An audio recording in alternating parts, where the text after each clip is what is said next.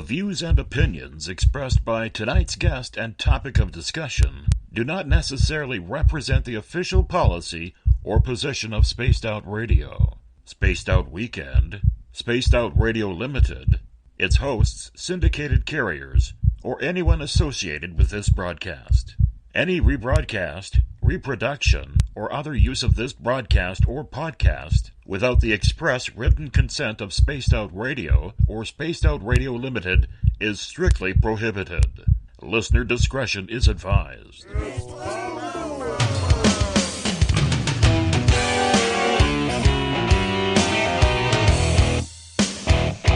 Bumblefoot.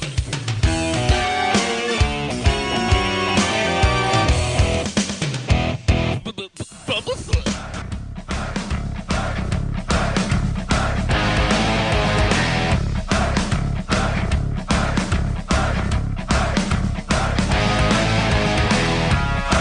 Are you experienced?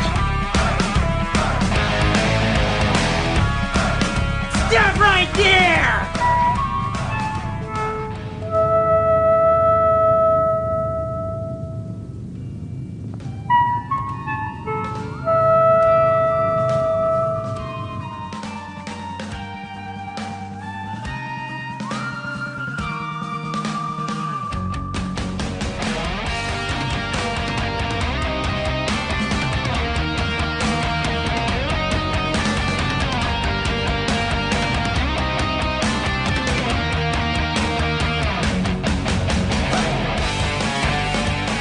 From high atop the mountains of British Columbia to you listening around the world, this is Spaced Out Radio with host Dave Scott. They let us play with all our toys. They let us think that we're big boys. They let us make the louder noise, but we ain't rule the world. They let us think we're Superman. You can follow us on our website, spacedoutradio.com, on iTunes and TuneIn.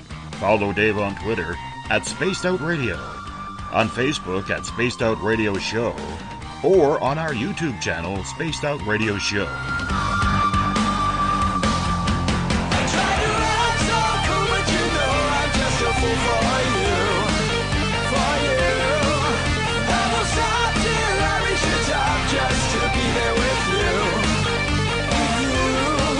Dave, oh Dave, are you playing with Bigfoot and aliens again? Dad, you gotta stop haunting the ghost. It's scaring them. Alright, seriously, put down the pointy sticks. Okay!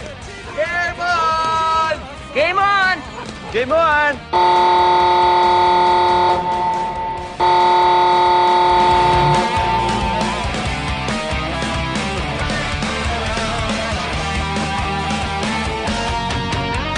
The password is... Alright.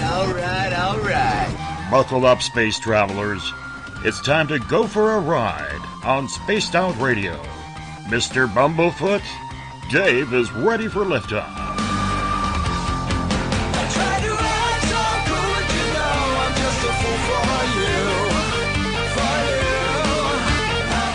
Seriously, Dave? Really? Aren't you a little old for a tinfoil hat? Hello, Toby. Bye-bye. Love you. Bye-bye. Tickets, please take your seat on the left. There will be entrance. Prepare for pickup.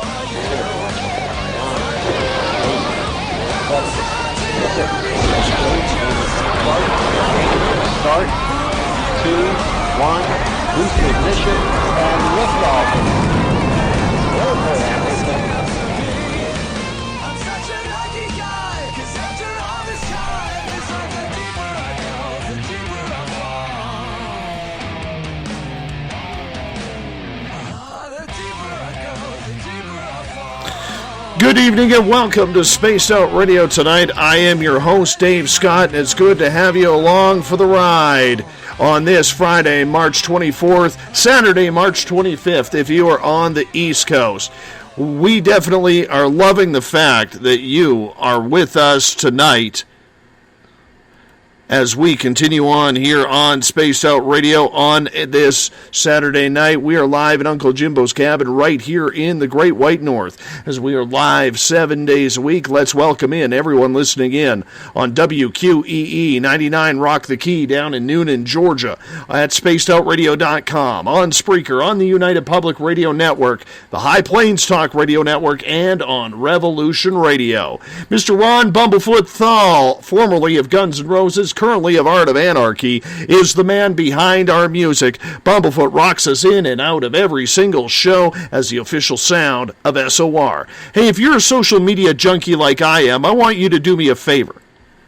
I want you to follow us on Twitter at Spaced Out Radio. Give our Facebook page a like, Spaced Out Radio Show. You can follow me on Instagram, Dave Scott, SOR. Subscribe to our YouTube channel, Spaced Out Radio Show. Tune us in on TuneIn. Download this show and others on iTunes. We're also on RadioGuide.fm, TalkStream Live, and on Stitcher. Our website is spacedoutradio.com. And if you head on over to Patreon.com, that's Patreon.com. What I want you to do is I want you to become a Space Out Radio patron. Costs as little as $1 a month. If you head to our website for just $5 a month, you could join the SOR Space Travelers Club. We offer some decent swag it's our opportunity to give back to you, the valued listener. We always like to give back, so that's just the type of people we are around these parts.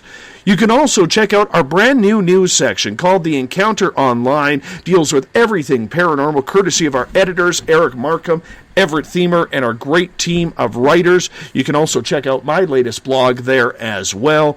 And if you've had a sighting that you can't explain, do me a favor. Fill out an SOR Sightline report. Mike Schmidt is waiting for you and your information to write up on it. We bring in our terrestrial stations now. We want to thank being live on WQEE 99 Rock the Key down in Noonan, Georgia, where they film the very famous Walking Dead. We're also live in New Orleans on the United Public Radio Network on 107.7 FM and over 160 countries around the world. Thank you, Joe Montaldo, for letting us carry the night. We're live in Las Vegas on Renegade Talk Radio and on Revolution Radio. Remember, the Double R Machine is a donation station financed by you, the valued listener. Head on over to freedomslips.com and donate today. Tonight, we step into the cryptid world where the strange may not be so strange, and the odd just seems to make sense at times. At least, that's what we tend to think for those of us who've had an unknown experience. And with those experiences, we are left with questions that investigators like J.C. Johnson and his Crypto Four Corners crew are trying to solve.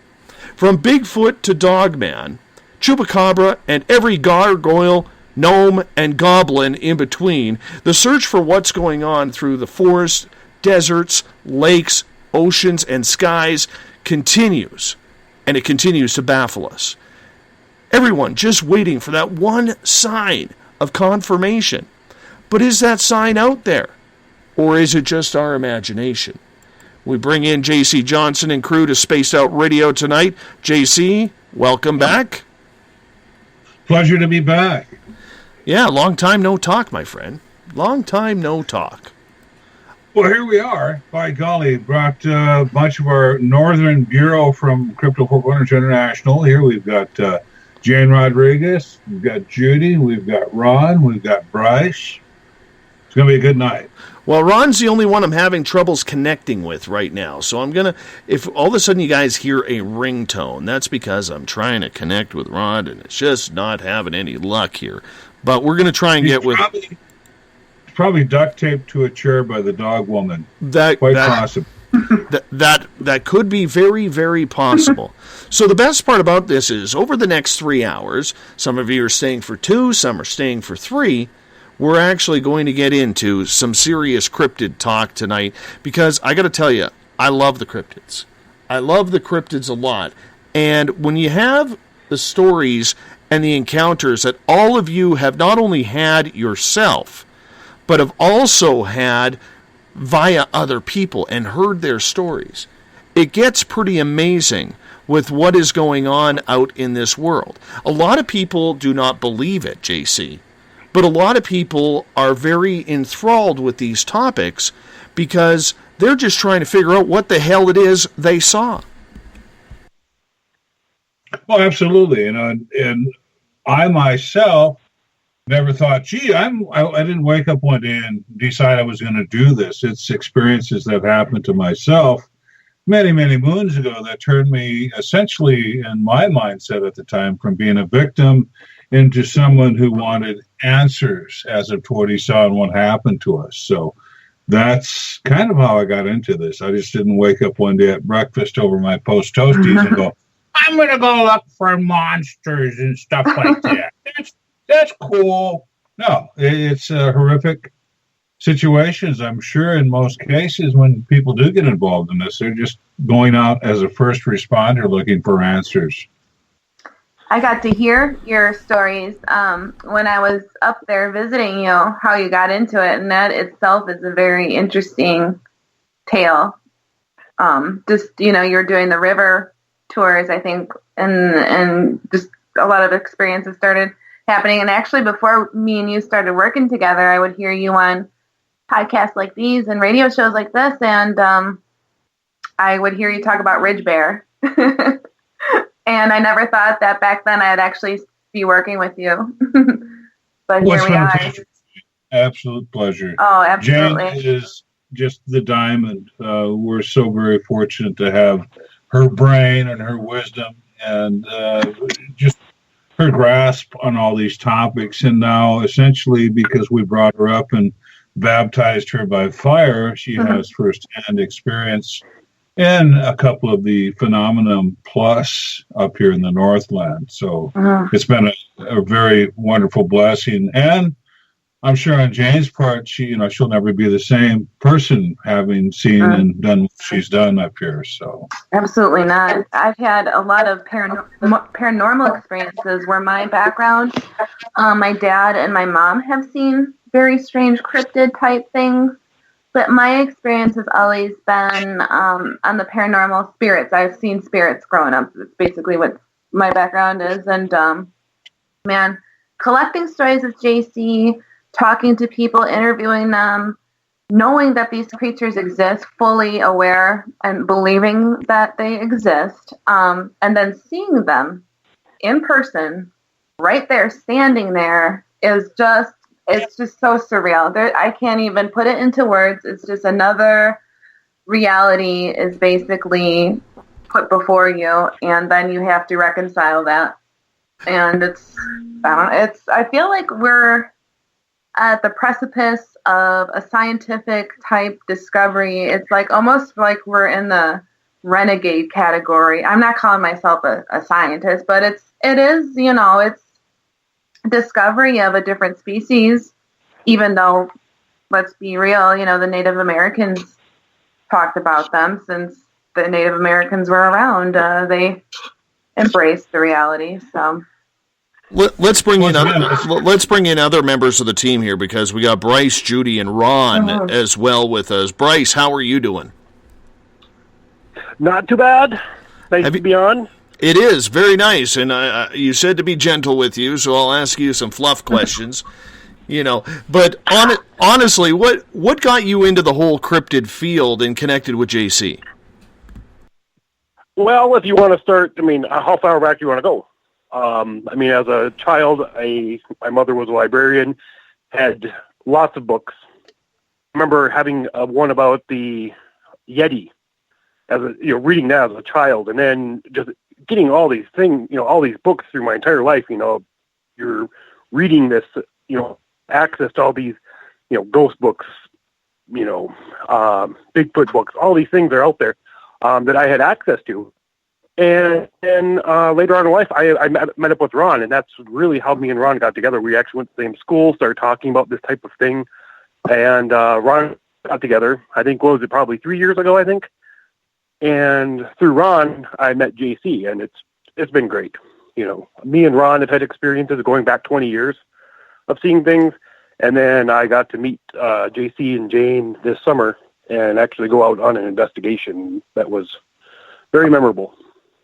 And we'll bring Judy in here as well. Judy, thank you so much for joining us tonight as well. Thank you very much for having me. How did you get wrapped up in this cryptid world? Well, as a child, I often questioned whether we were just one species out here. And as I grew up, I began questioning a whole lot more things. And when I was exposed to the Patterson-Gimlin film, I knew then that some of my questions had been answered, but there was quite a distance between that event and then 2010, which was actually what started my most recent work. And I was recovering from a very serious surgery and had nothing to do better than watch television, and so I kind of watched that show that everybody loves so much and realized that I needed to do a lot more research, and I stumbled across J.C. Johnson's research and began following that along with a lot of other people. And basically that's how I got connected. The connection came through Ron. I actually saw a photo that he had put up, and I edited a photo and that particular photo and sent it to him. I didn't expect anybody to answer me, but I just sent it, and that pretty much started the whole relationship between Ron and JC and myself.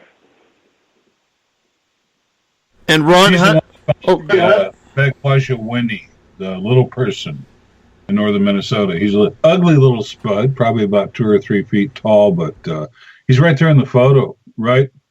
Not far from Ron, and I was taking a picture of Ron describing something that happened to him there in the woods, and Judy found the photo, and it's a 19 megapixel photo.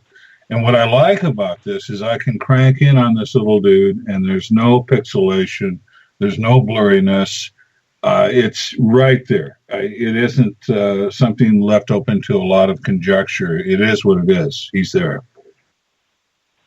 And Ron, let's learn a little bit about you. How did you get mixed up with this guy named JC? I suppose it's probably a community service. No, but can you hear me?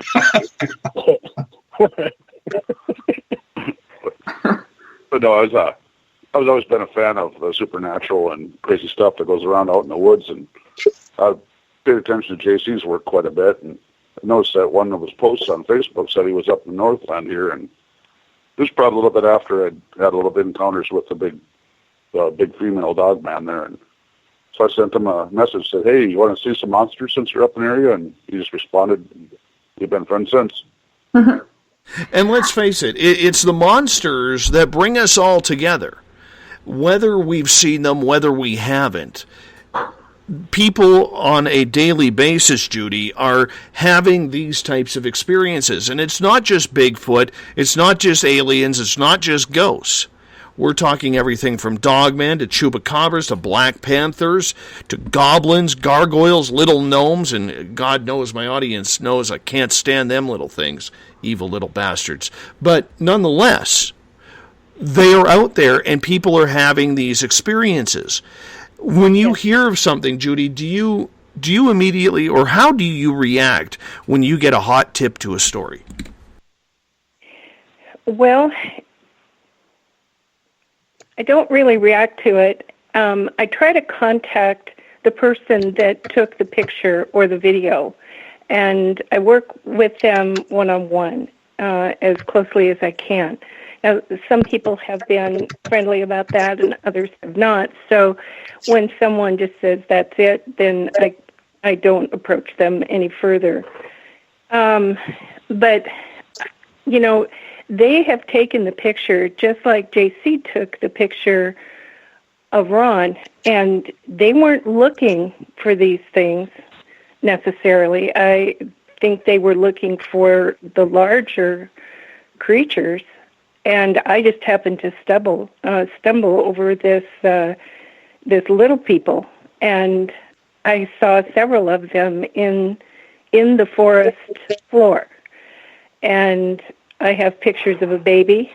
I have pictures of of 2 or 3 others that are right in the bush itself. And so I have worked on those over a period of time, and then I present them back to the person who took the video.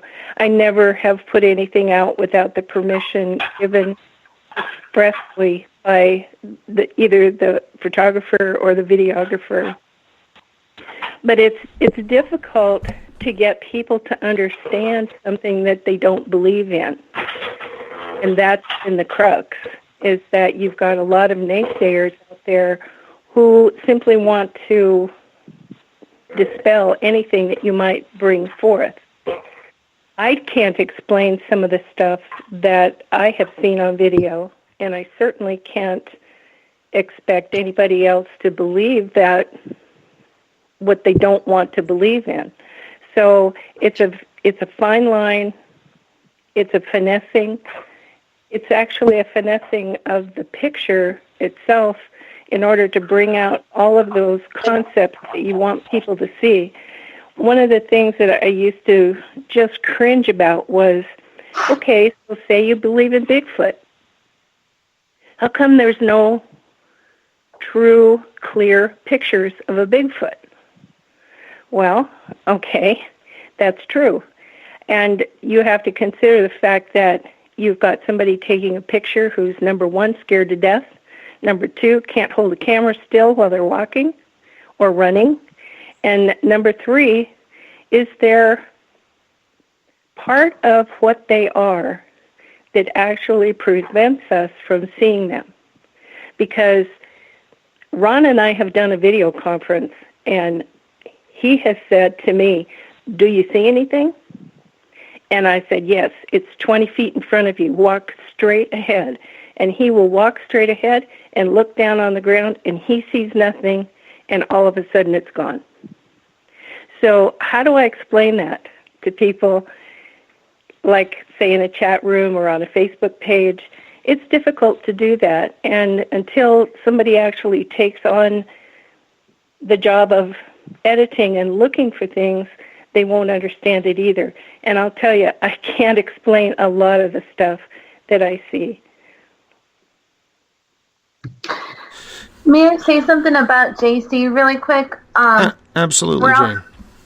We're all coming from different areas of the country and all walks of life, and I just wanted to say that I couldn't have been in better hands. The situation that I was in, his son and him are just the cream of the cream. I mean, I couldn't imagine it in any better situation than to be with him and his son. And Ron and Bryce are just great people, and JC's families too. So I just wanted to thank you again, JC, for keeping me safe and just introducing me to a different universe. So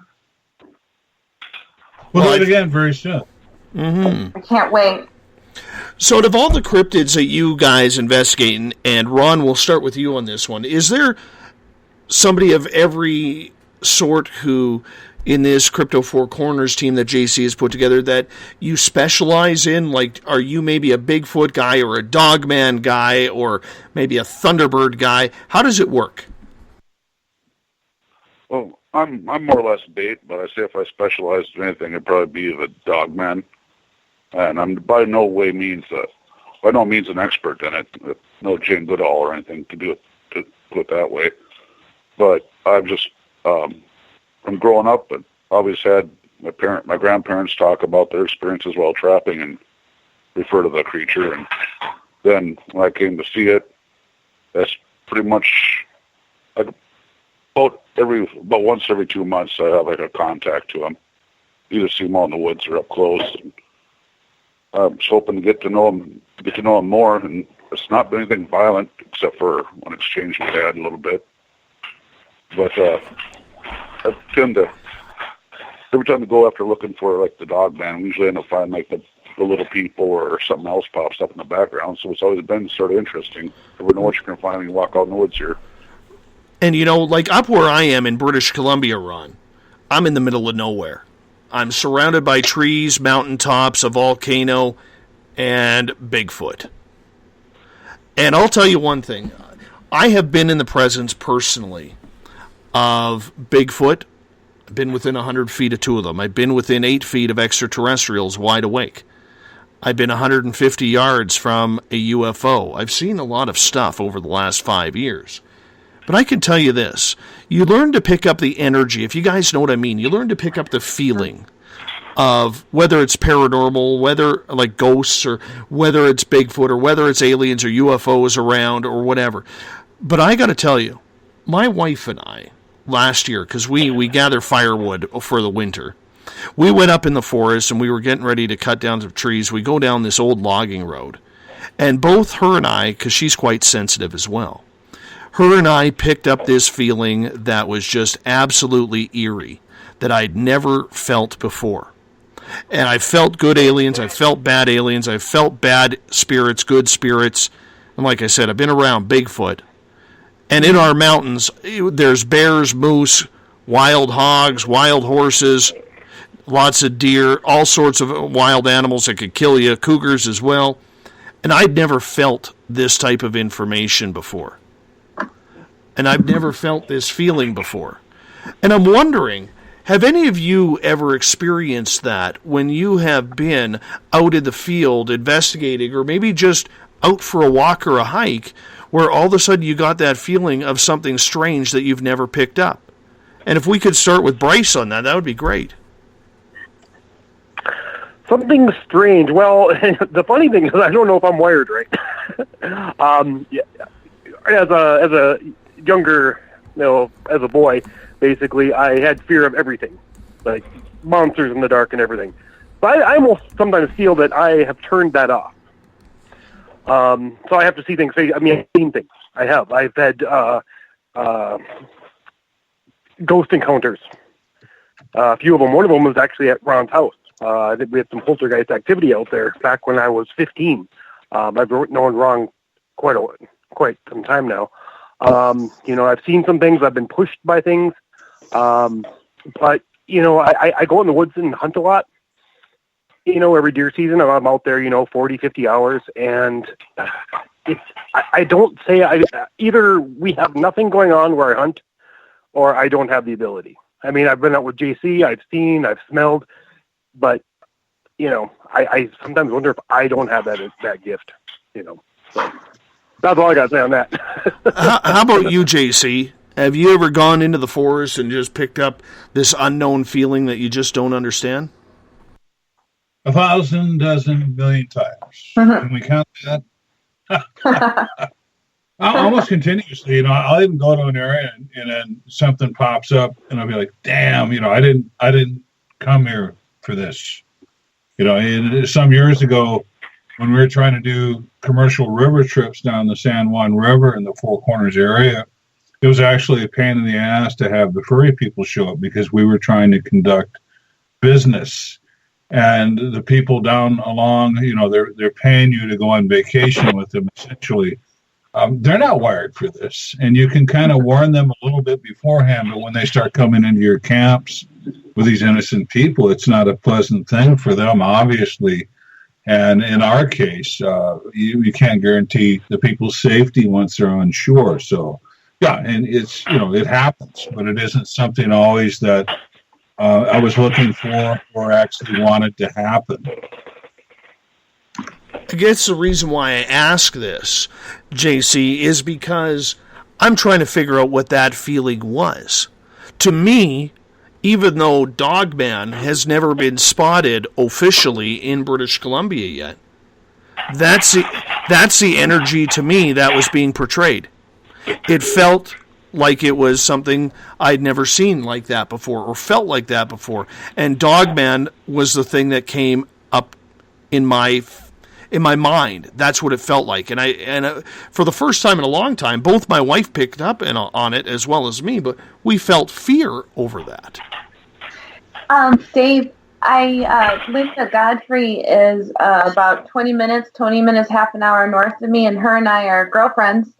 And I've gone out with her before, and I picked her brain a lot, of course. And she said that these creatures have the ability, with the many, many hundreds of reports she's gotten, that they all seem to sing a similar tune about having an ability to convey distinct messages through the use of what I can only describe as telepathy, I suppose. It's not like it's being conveyed in an English language or anything. Like when you are walking through the forest with your wife, you get a feeling of foreboding, say. And it's a unique feeling, but I can only, in my mind, I go back to science and, that everything has a resonant frequency. Their output, something that they're outputting, or JC talks about the infrasound a lot. It's a specific resonant frequency, maybe. I guess. I know. On air. We've just had Jack Carey join us as well in this conversation. Jack, welcome to Spaced Out Radio. Hi, Dave Scott. Thanks for having me. You know what? We got a party going on here. Somebody's got to have some beer or something. There's probably multiple members at that stage. Absolutely. So let's start off the cryptid evening with Dogman. What exactly is Dogman? And I'm a big fan of Linda Godfrey's as well. In fact, her and I talk not frequently, but we talk every couple months or so. And actually, in her latest book, if you've read it, my UFO story of a black triangle is actually in her latest book, which I'm very, very proud of. And one of the things that I absolutely love about this Dogman is we have reports that it can't be killed, that it's been shot and it just won't go down. We got reports that it will kind of fake attack, but just kind of stare you down.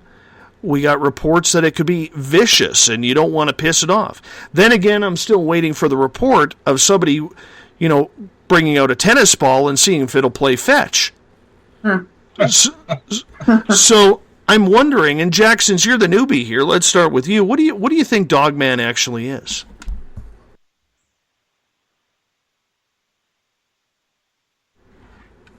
Where did Jack go? I do. Yeah, I not only believe that Dogman exists, but have photographic evidence of the existence, and it was gained in such a way that it couldn't be hoaxed. What we don't understand is how a biological entity like this can exist, where we have really no scientific reason for it to, but just like Sasquatch, we have the exact same three elements taking place. Number one, an indigenous population with a historical and oracle history of them existing, non-stop eyewitnesses to all kinds of physical evidence being left, credible eyewitnesses that have nothing to gain from it whatsoever, and yet are so sincere in what they're telling us that you're left with a huge question. Either these people are trying to make up stories that they've gotten spontaneously from other elements, or they're trying to tell us the truth. In most of the cases, when they approach us with nothing to gain, don't want their names to be known, nothing other than us to hear what they went through, it's a real mystery. So, Bryce, is it more about trying to treat people at face-to-face value, trying to explain their experiences? What do you mean by that? With the Dogman? With Dogman, with any cryptid. But let's focus on Dogman here, because usually people who have some sort of experience, they're either too shy, too embarrassed, or just not strong enough mentally to even want to tell that story, because usually doesn't that story begin with, I don't want you thinking that I'm crazy? Well, see, that's kind of funny, because I really don't really care. Funny enough, as I don't remember, it was like I was in third grade. I remember, does anyone remember the Dover Demon? Yeah. Anyone? Yes. Oh yeah. Yeah. There we go. Okay, so I'm not like in third grade on top of a chair preaching about this Dover demon in this book I got from Scholastica of monsters and things. So I haven't really been fearful, and I actually talk about it quite a bit at work. I know people. I know people who are huge believers, but they have told me they quit talking about it like anywhere because they've been ridiculed so much. I don't really care. You can ridicule me all you want. I mean, you can tell me the Gable film was wrong. You know, that sparked a big thing. I mean, back in, what was that, 2007, 8, I believe. I remember Ron coming over to my house. I was going through a divorce, and he's like, check this out. And I'm like, holy cow. You know, this is awesome, you know. But, yeah, I really don't have a problem. I mean, there's people out there that I'm not going to bring up the conversation with because you already know. I mean, I'm 39. I know you already that you're a dead end. I'm not going to talk to you about this because it's just a waste of time. And at the point I am right now in life, I'm mostly not talking to those people anymore at all. So, well, you know, yeah. Bringing up the Gable film, the one problem I had with his explanation, I mean, granted, he was able to show to monsters, and I think it was Monsters and Mysteries, or it was either... It was a Monster Quest. Yeah, there you go. Yeah. He was trying to show everybody the props through which he made that film. The one thing I had a real problem with was him trying to explain how he spliced in 2 seconds of a perfect dog mouth into the last of the film that any of us only could catch a glimpse of at full speed. But if you slowed down the film to a frame by frame analysis, that bite mark at the end comes in such a way that this guy is either one of Hollywood's greatest, special effects guys, or this was something that somebody else was trying to take credit for. I'm quite decided on which direction to go, but to have the genius, that kind of splice film, I think Jane dropped her phone down into the dishwasher or something. What's up? Yeah. Me? Oh, I didn't do anything. All I did was get up. Oops, sorry. So Ron and I actually tried to see how they did that back then. There was, I wonder, Ron, you still got that old phone or any of those videos of me bouncing around through the woods? Yeah. Yeah, I remember we were like, hard drive someplace. Yeah, we were trying to figure out, hey, could this be done? So there's me leaping around in the woods, and Ron's trying to capture it. And yeah, it was. You're a full-on parkour guy. I've got. We had one of our crew see if he could jump over someone, running on all fours and catch air. Because that's the thing, when it jumps over the bush, all four legs come off the ground. And Mike McDaniel was actually able to leave all fours off the ground running on all fours as Jim. Oh. And here, the backstory to this is Doug Hajic from... I'm on the radio right now. I'm on the radio. Doug Hajic from Monster Quest had gotten a hold of me, and I hooked him up with Linda Godfrey. And that's when they went and started that episode. And then they were coming out after the Linda Godfrey episode to visit with me. And unfortunately, before they could do that, Monster Quest got canceled. But as Linda delved into this, to come to find out there was a local DJ in cahoots supposedly with this guy who had forged or faked this film. It gets deep. It gets deep. But Linda was pissed when she got to the brass tacks of what was behind this film and the people involved. Oh yeah, and I believe that the host of that show, I mean, he comes right and he says the backstory to this film, and she's like, backstory, so there's something more that we're not knowing, and they go into how it was faked and everything. The only problem I have with the film at all isn't him coming off of all fours into the air, but to have the forethought and the genius to splice in 3 seconds of that open mouth right at the end, right where you would see, where you have to slow the film down to even, you catch it at the beginning, but not until you slow down those last three frames of the film do you actually see the teeth and everything. Pure genius. Pure genius. So if it's a hoax, I have to hand it to this guy because he did one hell of a job. There's always going to be unanswered questions about that film. And if the powers that be got involved or whatever, I don't know. I really don't know.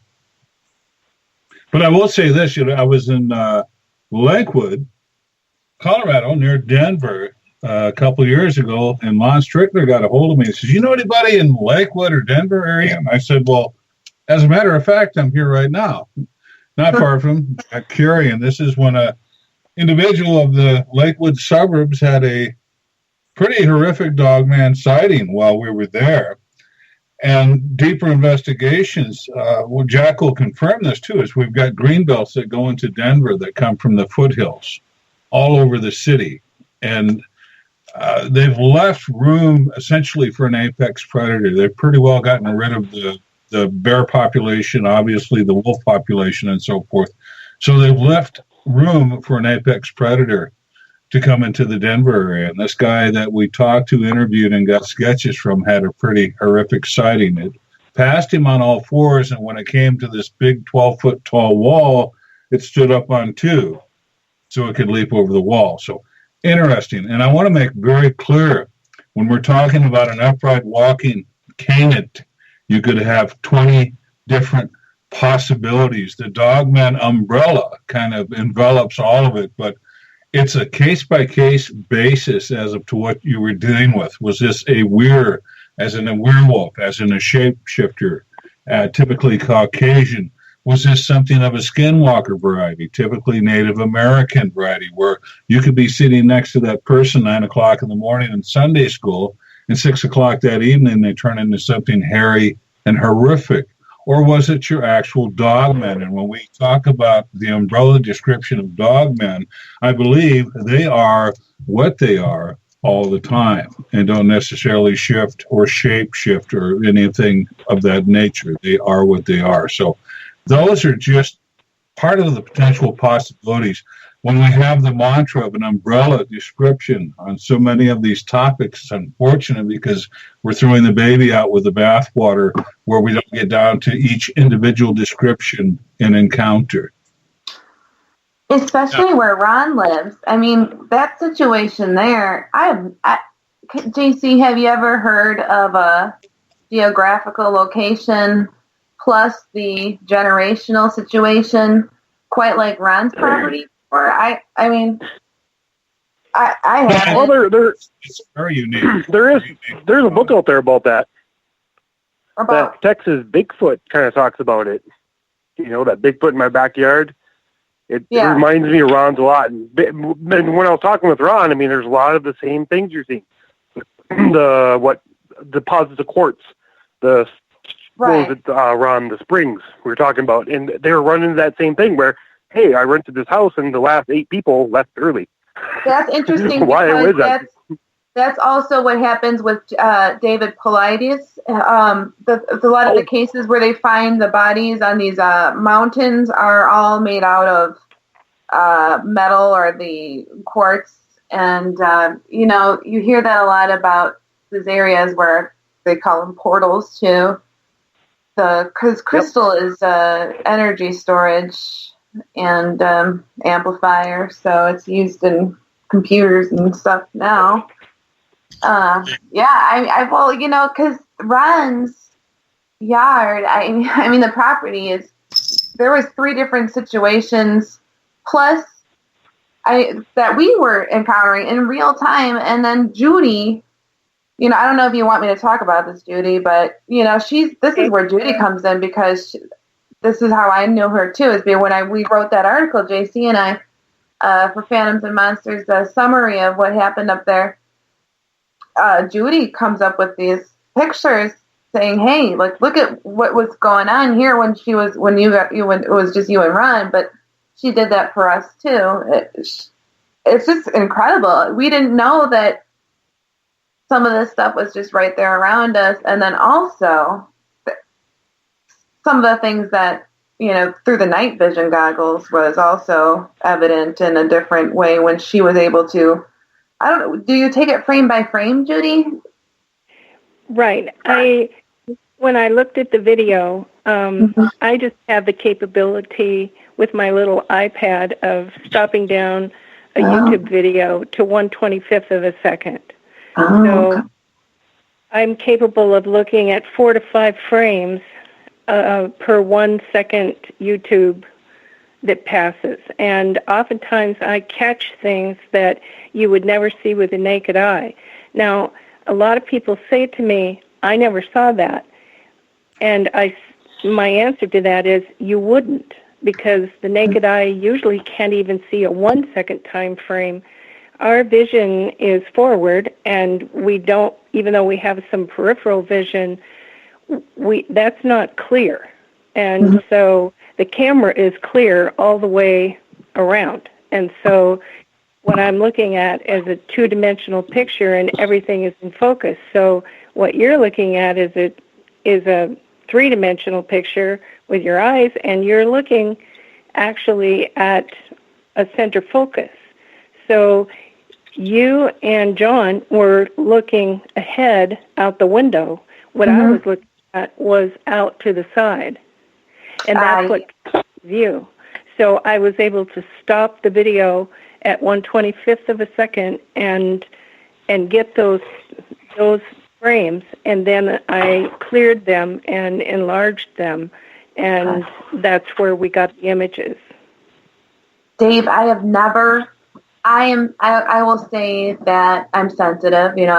I told you just real briefly my experience or how I was thrust into this world just my whole life, kind of like you, many experiences. I have never been in that kind of situation with what you were describing about with your wife, those particular feelings before. Now you hear about the forest going silent when people go, they have these encounters, and right before the forest, that happened about 6 times during the daytime, and at night, it's just so hard to convey because it's so tripped out. It's so surreal. It's just, it's out of bounds. It's very hard to explain without actually just taking somebody there, or it's just, it's not normal. It's not part of this world. It's not this easily describable. Well, and going back to what JC was saying about the what we call the Lakewood lichen, which he didn't really touch on, is the credibility of the witness. This was a guy who was living in a house in one of the most affluent neighborhoods around Denver. And when we went to listen to his story, not only did he want his name not to be known, but this was a guy who was so outside his realm of any experience he had ever had that you could see the shock in his face. And when he walks you back to that 12-foot wall and he says, it stepped right here, and it took one leap and it was over that wall, and looks at you like a kid who wants an explanation for what what he's saying, and then leaves Colorado to go travel around the country because he doesn't want any part of what just happened, and still to this day doesn't want his name to be known, but was such a good graphic artist that he could draw us an almost perfect picture of what he saw. And then we took Linda's, I guess, efforts and research, and the one major pattern that shows up in Linda Godfrey's work is the fact that 3 things always turn up in these sightings.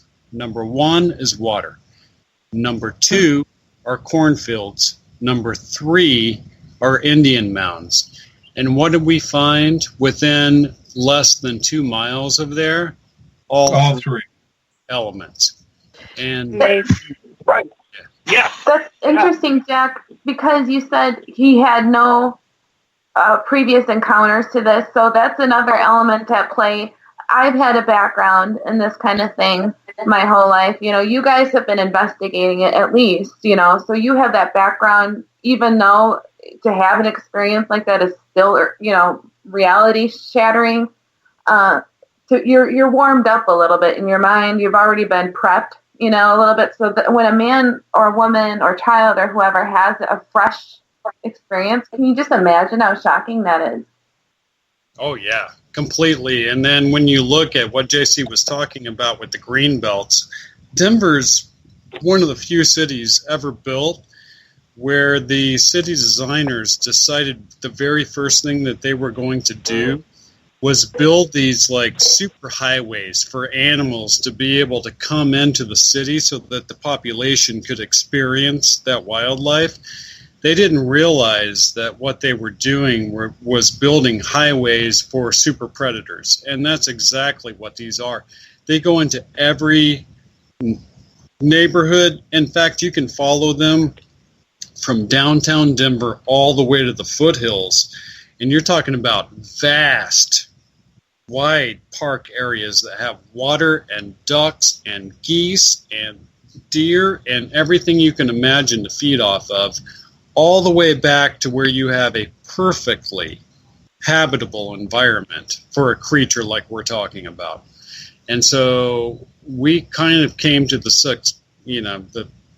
suspect that this thing not only came in on one of these highways and fed the whole way, but is probably still coming in on those highways and still feeding off of the same animals. You know, once again, too, we talk about green areas around cities. One of the more disturbing things before I left the Four Corners area is a Farmington, New Mexico, park ranger who was shutting down the park along the Animas River one evening, making sure no stragglers were there, and then they locked the gate, no one's allowed in. And he heard a woman screaming, "Help, help, help me." And, being the good guy he was, and all he had was a 410 shotgun. That's all they issued the Farmington Park Rangers, and that was for skunks. So he goes in after this screaming woman, and essentially what he says is an animal attacked him and got a hold of him and got a hold of his shirt, and he pulled himself out of his shirt. And across his chest, he had 3 big scratch wounds on his chest. He gets back to his little park ranger truck, and he calls in Farmington PD. They get there, and because of the brushy, dense, woody area, they brought 2 canine units out with them. And the woman is still screaming her head off. So the cops go in after the screaming woman, and talking to the park ranger, he said about 3 minutes later, the dogs came out. They were sweated up, frothed up, and they went and sat behind me shaking. He said a couple minutes later, both the officers came out, and they looked like they'd seen a ghost. Their eyes were as big as saucers. And the woman was still screaming. And the park ranger says, "Aren't you going to go in after her? You need to go help her." And the ranger told me that the police officer handed him his Glock and 2 magazines and said, "You go." So this is, once again, an urban type setting with some type of upright walking canid. The park ranger also went on to explain to me that this particular park around Farmington was crawling at one time with homeless people. He said they're all gone. There isn't a single homeless person in this park. And we've gone and done some light investigating as of 2 abandoned camps and clothes, nice clothes. When you're a homeless person, you don't discard nice clothes. And we found nice clothes, nice sleeping bags, nice campsites, as if the person had just evaporated. So it goes deeper and darker, these upright walking canids. So in this case, we are aware of a weir that contacted a local landowner. And this is a guy that kept shifting in and out. And at one point, he couldn't shift back anymore, and he was friends with his landowner. So one night, he knocks on the guy's door, and he's like, "Hey, don't shoot me. This is Bud. I can't change back anymore, but I'll keep an eye on your property, and you just let me live here and don't kill me." And essentially, this guy turned a weir out onto his property. So when there's one, typically there's more. And it's interesting and almost a poetic justice that at some point in time, some of these people practicing this dark art are shifted into what they are as the monster. I'm gonna get you guys to hold on there because we are literally less than 60 seconds away from our first break, and I got a great question from Rachel coming out of the break, or sometimes she goes by Raquel. I don't know. I guess it feels like, whatever she feels like that day. But we're going to get to that question right after the break in regards to Dogman. J.C. Johnson and friends. We got a packed house of crypto investigators here on Spaced Out Radio tonight. The best part for me, I just get to sit back and listen to the stories and smile. I love shows like this. Makes my life and job easy. So thank you so much for all being here tonight. Remember, if you want to catch this show and others, you can go to our iTunes account. You can go to TalkStream Live, Stitcher, RadioGuide.fm, or you can check out our website, spacedoutradio.com. We will be back right after this break.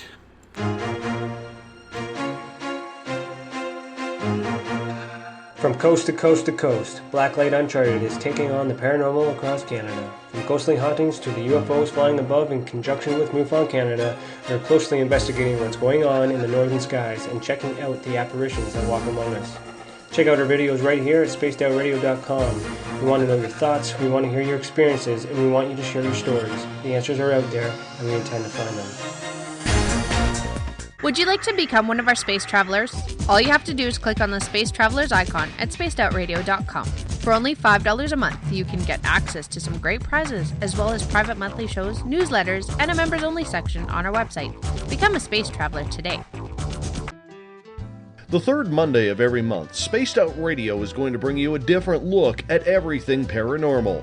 Welcome to The Reporters. Jim Mallard, Vanessa Hogel, Denise Garcia, and Christina George join me, Dave Scott, for a look at the weird and strange from the other side of the microphone. We'll break down ghosts, UFOs, cryptids, and the people investigating them. The paranormal media has never been heard like this. Come listen to The Reporters. It's paranormal news at its finest. Welcome to The Encounter. At spacedoutradio.com, The Encounter online is SOR's trusted news source for everything weird and strange going on around the world. This is news editor Eric Markham. Our team of journalists are scouring the planet for those strange stories that rarely make the mainstream. No fear-mongering or fake news here. Head over to spacedoutradio.com and encounter The Encounter.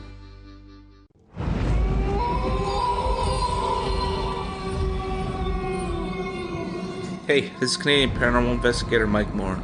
The third Wednesday of every month, I'll be teaming up with Dave Scott to bring you Ghosts of the Great White North.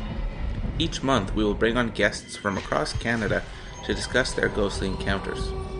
Canada is a paranormal hotbed with stories you've never heard, so we're going to bring them to you.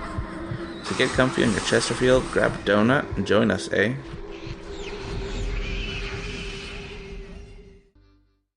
Have you had an experience you can't explain? Had a run-in with ghosts, maybe Bigfoot, or seen lights in the sky?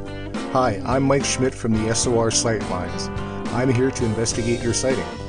Head to spacedoutradio.com and fill out a report on the Sightlines.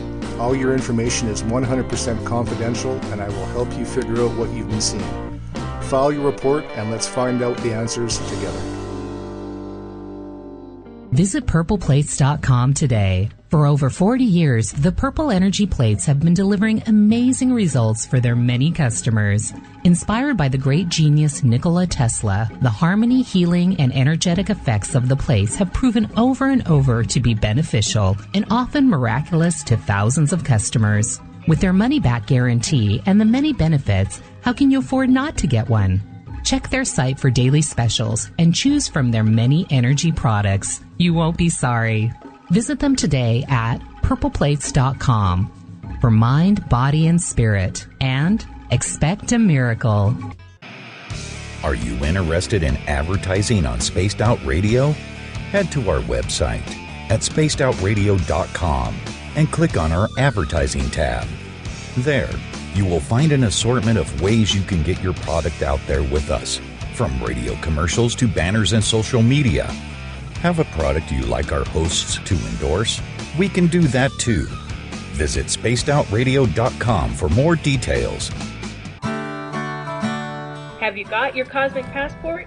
If you need one, tune in to Cosmic Passport on Spaced Out Weekend. This is Elizabeth Anglin, ET experiencer, spirit medium, and host of Cosmic Passport. Each weekend I'll be bringing you interviews and support from other paranormal experiencers, and the best in intuitive spiritual guidance from across the globe. It's all happening starting at 9 p.m. Pacific Time, midnight Eastern, on spacedoutradio.com. From British Columbia to Northern California, Pacific North Weird has Cascadia covered. Check out our feature videos at spacedoutradio.com, where I, Vincent Zunza, and my super sleuth partner Alexandra Sullivan track down the weird and strange stories from around the Pacific Northwest, from Bigfoot to Mel's Hole and everything in between. This is what makes life exciting. So why report the normal when we can report the Pacific North Weird right here at spacedoutradio.com. Oh, there's only one way to rock. Loud and proud. In high definition. Radio 702 rocks. Las Vegas.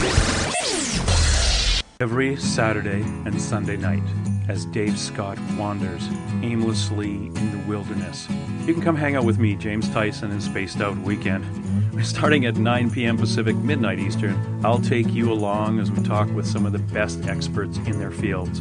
SpacedOutRadio.com is the place to find us. So sit down, relax, put your feet up. Enjoy the topics like the paranormal, supernatural, intuitiveness, and so much more. Hope to see you there. Don't have time to listen to Spaced Out Radio Live? Wherever you are, the car, the office, the shower, or even if you're traveling, we're right here for you.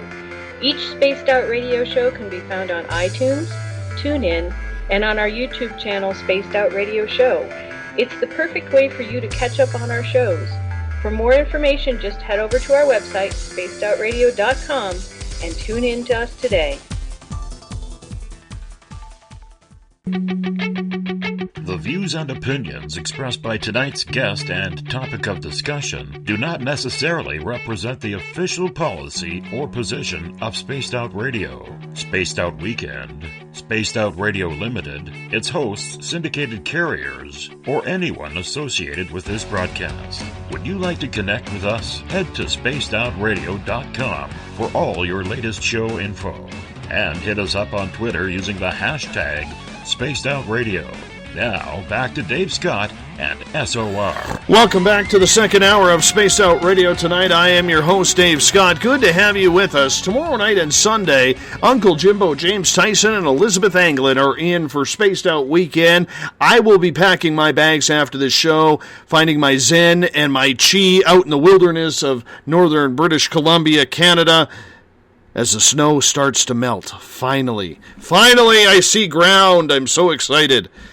But check out Spaced Out Weekend, starting at 9 p.m. Pacific, midnight Eastern Time, right here at spacedoutradio.com. Hey, if you want to follow us on social media, you can do so on Twitter, at Spaced Out Radio. Use the hashtag Spaced Out Radio as well if you want to connect with me live during the show. Give our Facebook page a like, Spaced Out Radio Show. You can tune us in on TuneIn, download this show and others on iTunes. We're on TalkStream Live, RadioGuide.fm, and on Stitcher. And our website is spacedoutradio.com, where we have a plethora of features for you, including joining the SOR Space Travelers Club for $5 a month. We also have another feature for you. Head on over to patreon.com, where you can become a Space Out Radio patron for just as low as $1 a month. We want to welcome in our terrestrial radio stations carrying us tonight. WQEE 99 Rock the Key down in Noonan, Georgia. Glad to be part of your night. As well as we are the nighttime show of the United Public Radio Network, live on 107.7 FM in New Orleans and over 160 countries around the world. Good to have you with us. We're live in Las Vegas on Renegade Talk Radio. And if you're listening to Revolution Radio, the Double R Machine is a donation station financed by you, the valued listener. Head on over to freedomslips.com and donate today. Bill Cardwell has set the password for tonight in the SOR Space Travelers Club. Pneumato philosophy. Numato Philosophy is your password. Make sure you use it wisely, space travelers, because that will unlock some big-time space traveler doors for you. A plethora of doors, shall we say. Tonight we are talking cryptids. We got J.C. Johnson and his entire crew with us. There's Bryce, Judy, Ron, Jane, and I know Jack is also here as well. He showed up late, but we'll take him along here. We got a packed house talking everything cryptid. Welcome back, team. Hiya. Thank you so much. Yeah, thank you for having me. Not a problem. I want to start with a question, and Jane, I'm going to get you to turn your speaker down a bit because we're getting a little bit of feedback from that. Sorry. Thank you. I got a question from our audience here, and this one comes from Rachel, and she is asking, dogs are not really scavengers, they're hunters. And normally they are pack animals. So why do we always see just one creature of the dogman? Who would like to take that?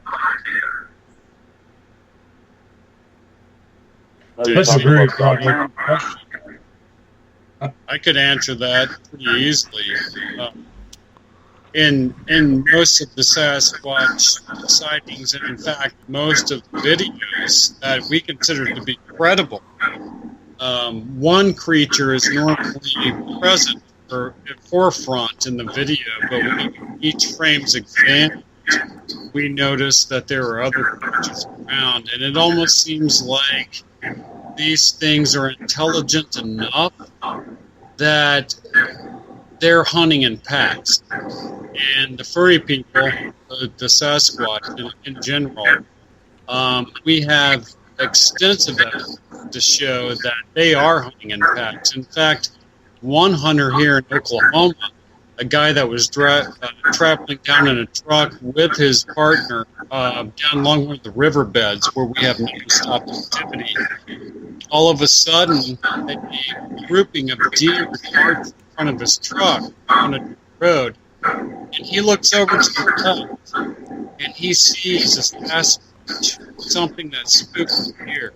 His buddy was looking over to the right, but his buddy's Hey Jack, I'm going to get you to hold on. We're getting some really bad feedback from one of the channels here. So I'm going to ask everybody who's online here to try and turn down their speakers a little bit because the feedback is really rough and your message isn't coming through.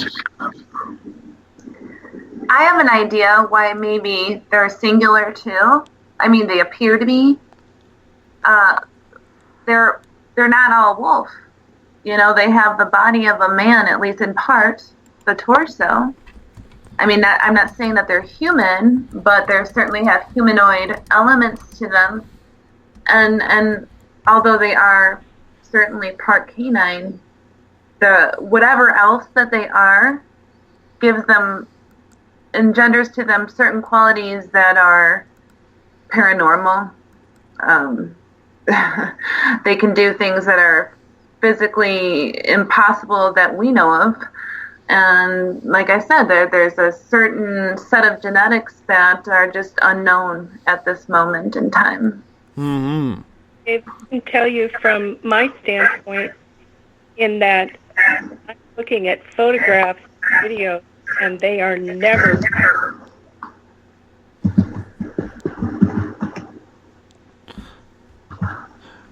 So with Dogman then, why do you think then, JC, that we're only seeing one? We're not seeing usually two or three at the time.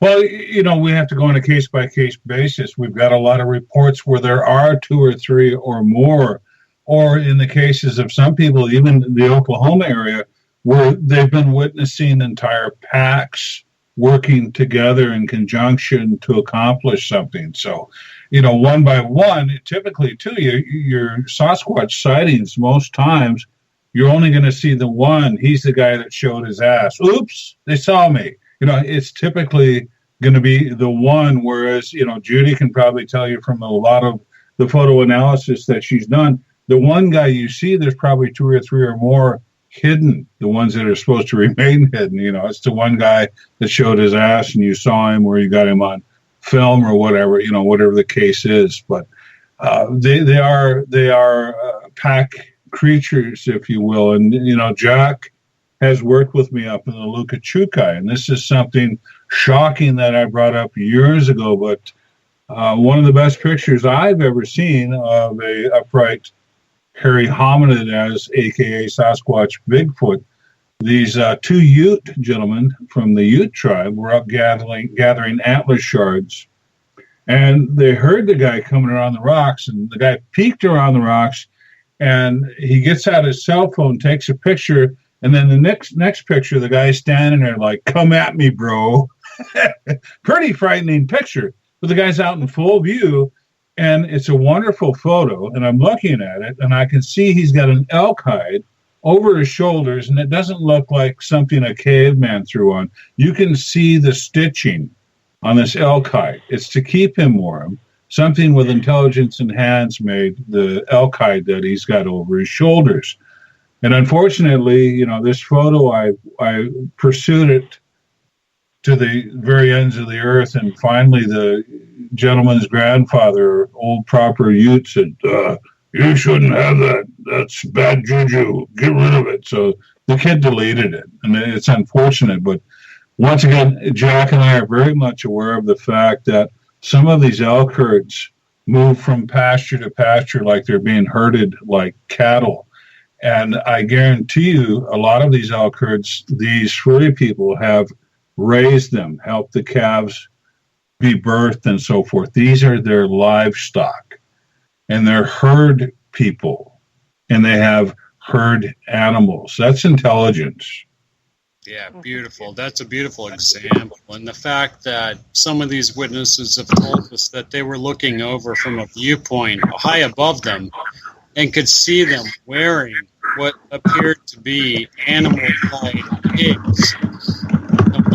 The one thing that continually comes to mind is that scene in the park where the paleontologist is explaining to the child the one thing that this prey saw was the one velociraptor charging at it. It never even saw the other two coming from its peripheral vision.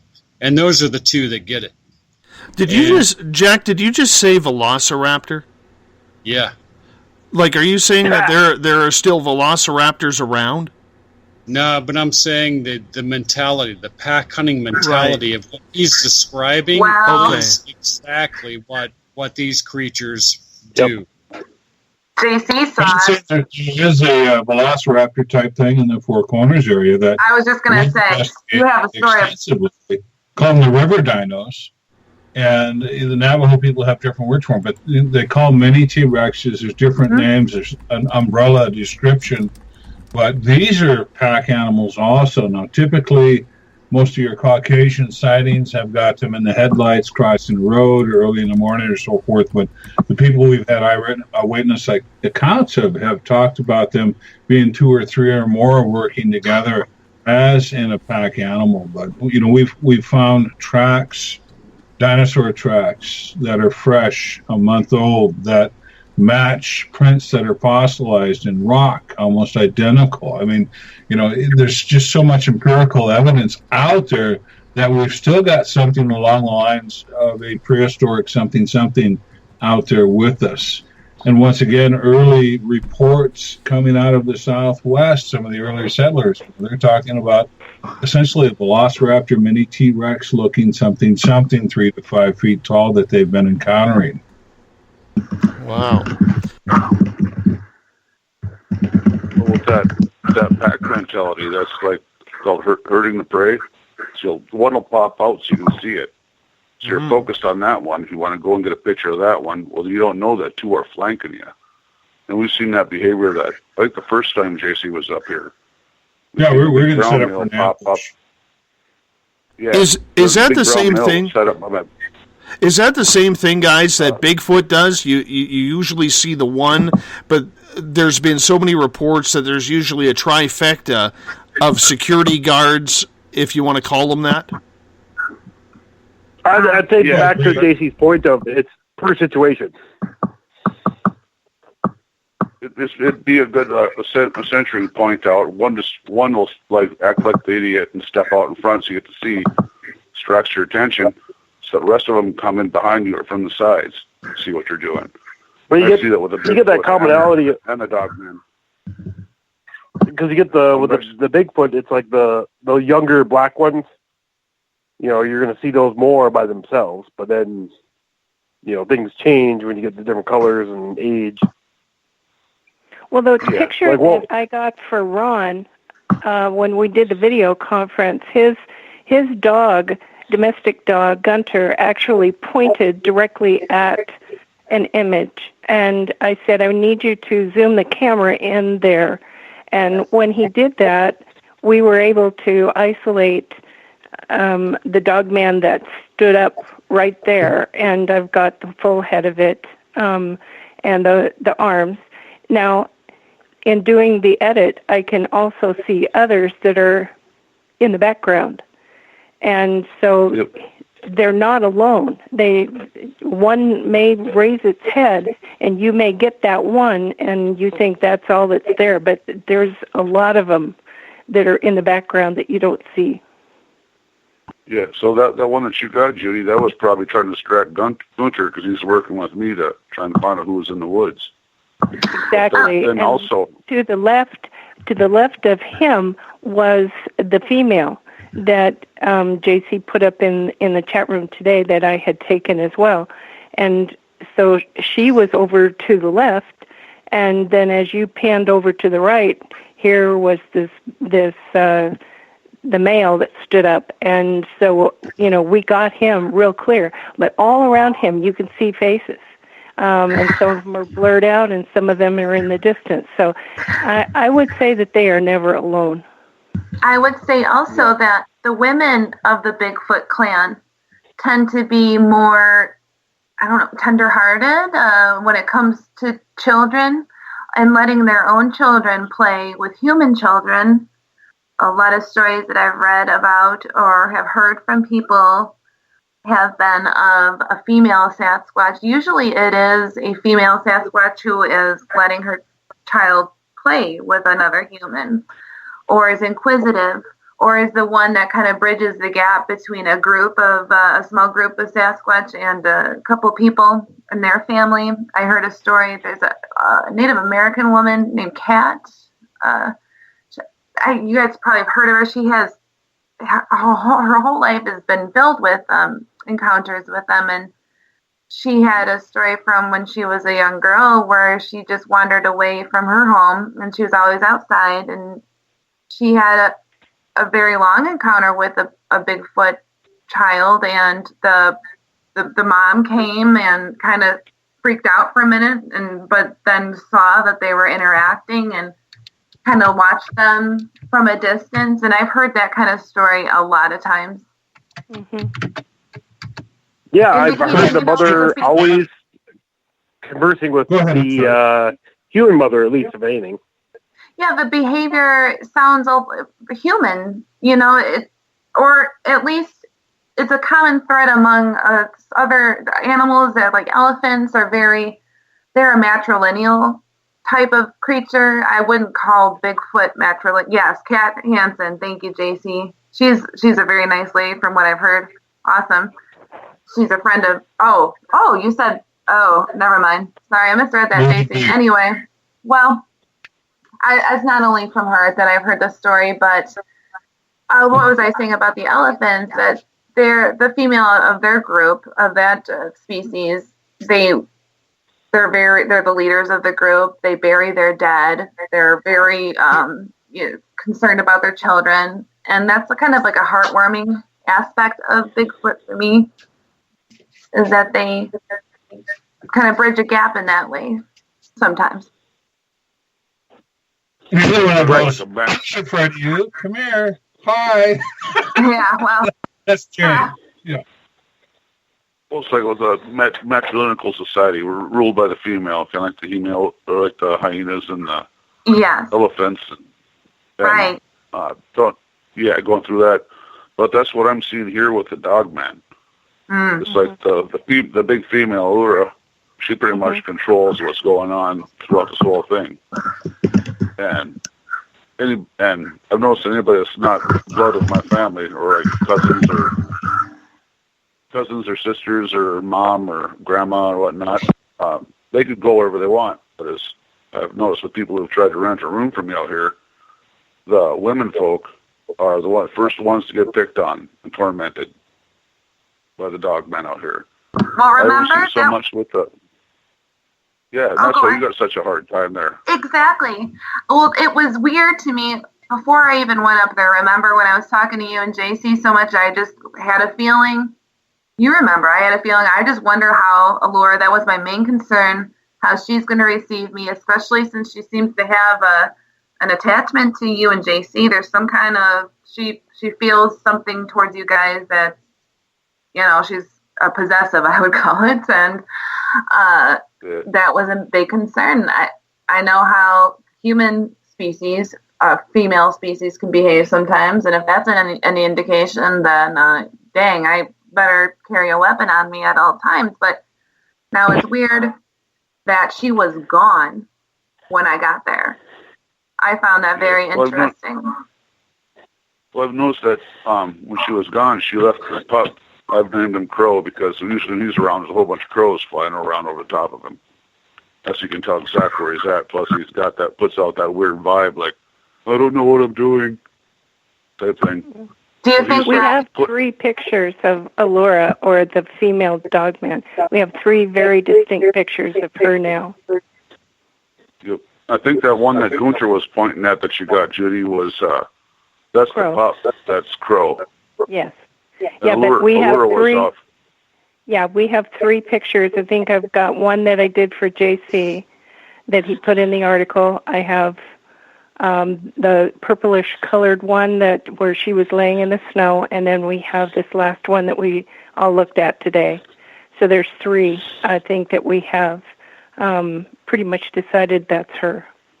She's a big girl. Yeah, she's got the really wide, flat head, and the pup, and her pup, she's got the same white crest on his chest. He's got more of like a elongated face with a shepherd nose, really long and pointy, like Anubis almost. But she's got like that flat, kind of like a Newfoundland face, but she's still got the pointy. She looks like a Newfoundland something. I saw the male cross Ron's field one morning. I was at his sink, and the guy from the tip of his tail to his snout crossing the field. Number one, he's probably 4 feet high at the shoulder, and then I'm not exaggerating, from the tail to the nose, the guy's 15, 16 feet long crossing the field. It's very unnerving to see something canid and that large, and then it's very unnerving to see Allura because she's huge. She's a little skinnier, but she's huge. She's 9 feet tall when she stands up, and she's got friggin' hands. We're not wired for this, people. We are not. We're not wired for it.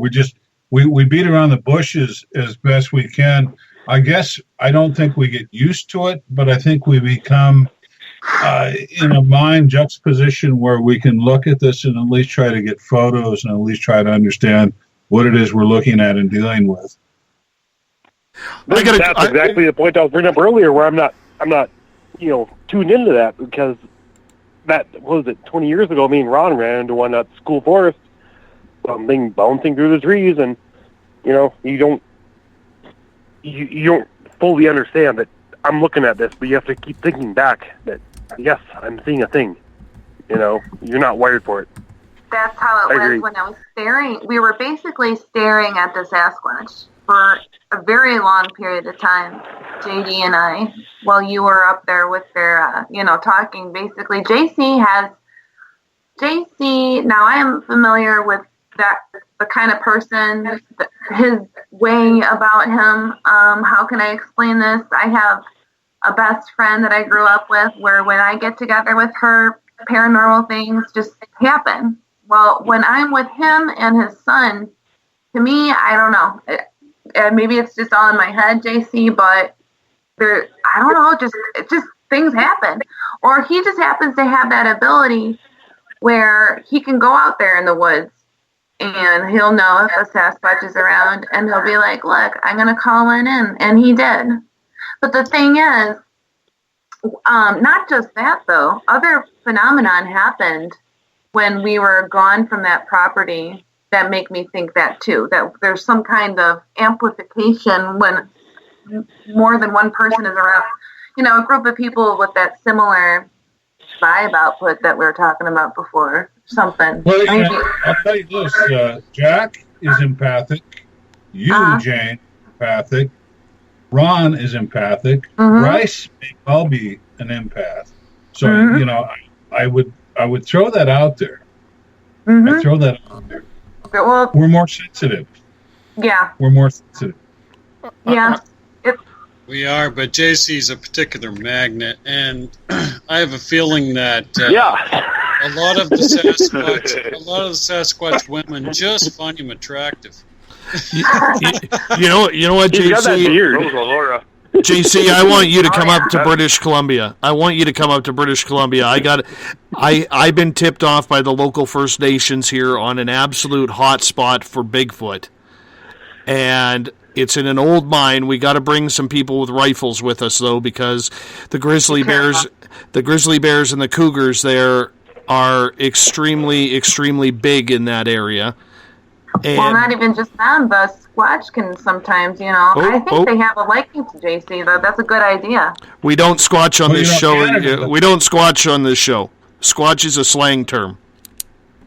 Sorry. Canada doesn't allow me to carry the weapons that I prefer, so that's a disadvantage. Well, you know, that's flask. What was that thing you said, Ron, one time that JC said we were crazy for running around the woods without guns prior to you meeting him? Yeah. You know? Yeah. We would. We'd just walk around the woods, you know, without guns. All right. Most of you guys have a concealed carry permit now, so. I got some questions coming from our... It's going to look calculus. I got some questions coming from our audience here, ladies and gentlemen, so I'm going to get to them. Joe, who has incredible hair in California, he always likes us to mention his hair. He is asking, if the women are having the most interaction with dogmen, is it because they're smaller, or is it possibly a potential breeding thing? That's a good question. JC, you had a good story when we were in the car. Remember about that young woman on the roof of her house? Remember? Yeah, and just so many, you know, and like I said, 90% of the skinwalker investigations I've done in the Southwest, especially with the Native Americans, have been upright walking canids. But, you know, when we deal with the skinwalker scenario, you shoot this 9-foot tall wolf that's, you know, tearing through your front door or trying to get in through your window, it's probably going to turn back into a person and you're going to jail. Okay. You know, so one of them, I had a young lady contact me some years ago, and she goes, there is a generational thing with this dog wolf thing. And she said it came around. I remember one time she felt she was the target of its affection or whatever it was, but it came around the homestead and the males went on and shot the crap out of this thing, or shot at it at least. And she got a glimpse of it. And then another time, her grandfather, who was a preacher, had passed away, and this is on the reservation. She was sitting up on the roof of the church. She likes to go up to high places, God bless her.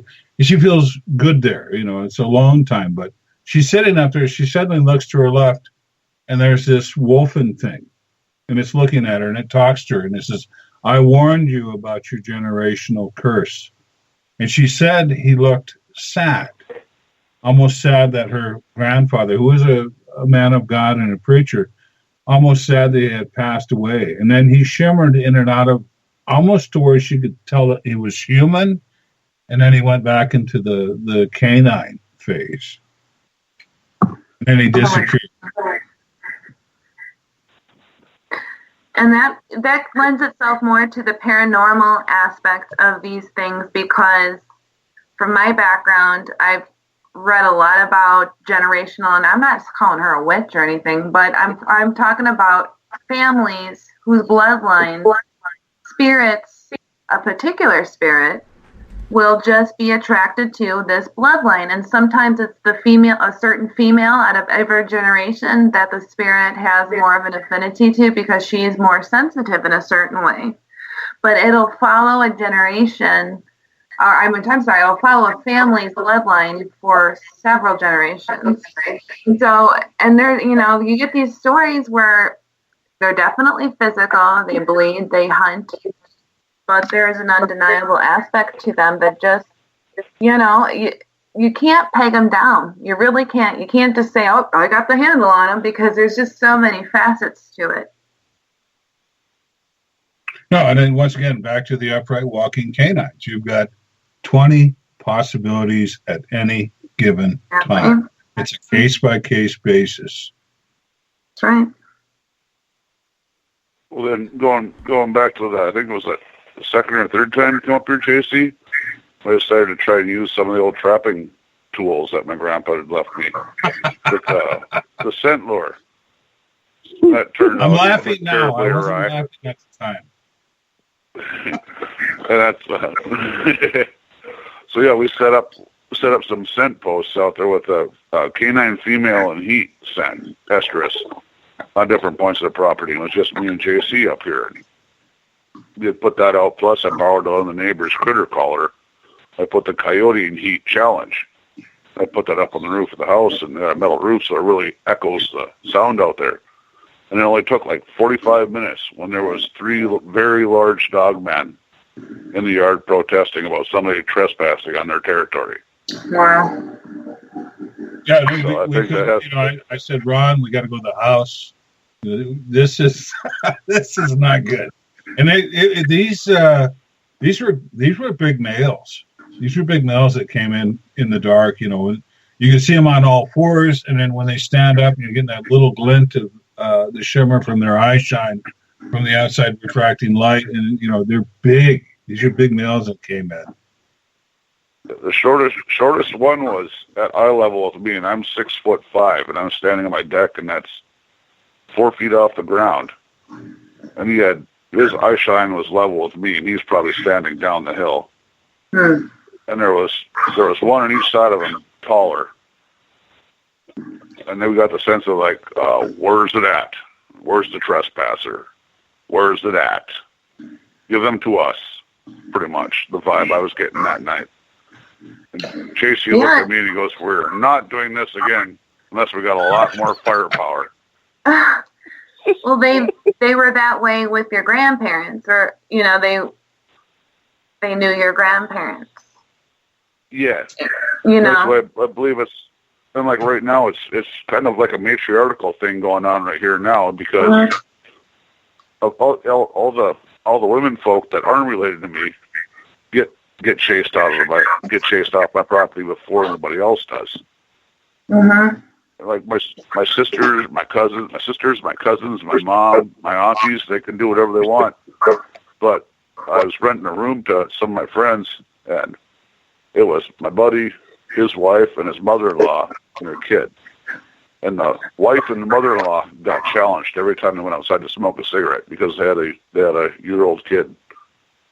So we ended up turning my studio down the basement to a smoking room just so there was a safe place for them to have a cigarette. Well, they didn't mess with Jenna. But I wouldn't mess with Jenna either. Well, they didn't really mess. I went deep in the woods with JD, but Allura was gone though, right? I mean, she wasn't there. Oh no, she was there. Crow was around. Her offspring, her pup was around that week. And so he was cool because he's not a jealous broad, basically. Yeah. And he's about 7 foot tall, but he's all paws and head right now. So.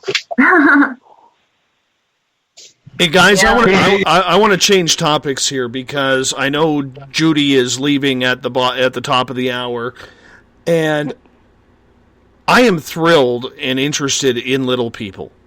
I am blown away by this. I've never seen them. It's one of the things I haven't seen yet. I did, though, last summer along a trail along the lake by our house here. Actually have I'm going to call it a wood nymph. Walk up from the lakeside. It was blurry. And it was something that all of a sudden stopped right at the beginning of the trail as it was coming up above, and then like it looked at us and then disappeared, jumped right back down to where it came from. Is this kind of what a little person looks like? You know, I have dealt with one other individual who did some research in his area, and he had come across Bigfoot. He knew they were there, and I had caught some in the pictures that and videos. However, it was very interesting because he said, I want to know what happened to me yesterday. He said, I was walking down the trail, and there was this little person, like 2 feet tall, that jumped out of the bushes, like it was in the underbrush. It jumped up, stood straight up, and then took off. And I said, well, I don't know if you know anything about the Native Americans and the stories that they tell about the little people. And he said, hey, it just kind of looked like a little leprechaun. And he said, but it didn't look like a leprechaun. I mean, it was different. And I said, okay, so what did it look like? And he goes, well, it was green. And I said, okay. It's interesting because JC has told me that they eat a lot of the underbrush and a lot of the greenery, and the chlorophyll of the plant material absorbs into their skin. And we do have pictures of the little people in some of those pictures that JC and Ron took, and their skin is an off-green color. The features on the one in the article, you know the one that I'm talking about? The square cut. The feet, I can't get over how fine and delicate and pretty, the, you know, symmetrical, classical beauty, I'd say. The face is just a pleasant-looking face. Well, the baby is the one that is just so darn cute. I don't know how to explain that, but I happened to stumble across another section of the picture, and I went, what is this? And so I began working that particular section, and it just looks like a little doll baby. It's really interesting. It's very interesting. And then there are some that look like they're older, and they really have grotesque features. So I don't know how to answer that. I just, you know, it, like I said at the beginning, it just dumbfounds me sometimes when I look at these videos and pictures that people take. I can't explain some of the stuff that's there. And when I sent that picture to Ron, I just thought, I thought to myself, you're going to think I'm nuts sending you this. And I'll be surprised if you never talk to me again. But, you know, then all of a sudden, you know, after a while, JC calls me and says, you know, what you really got here is a little person. And I went, well, it kind of looks like a person. And he goes, no, we're talking about the Ojibwa, you know, the little people. And I mean, it's strange. It's really strange when somebody else actually sees something like that, and then they try to explain it to you. You try to explain it back. It's almost like they're just not wired to receive that kind of information. It's very hard for people to process that. And, you know, Jack, also the similarities of our little person to the Homo floresiensis skull. Mm-hmm. Yes. Almost identical. I'm seriously, Jack. I mean, you're onto something there. And I'm not saying that's what it is, but I mean, the similarities are so incredible.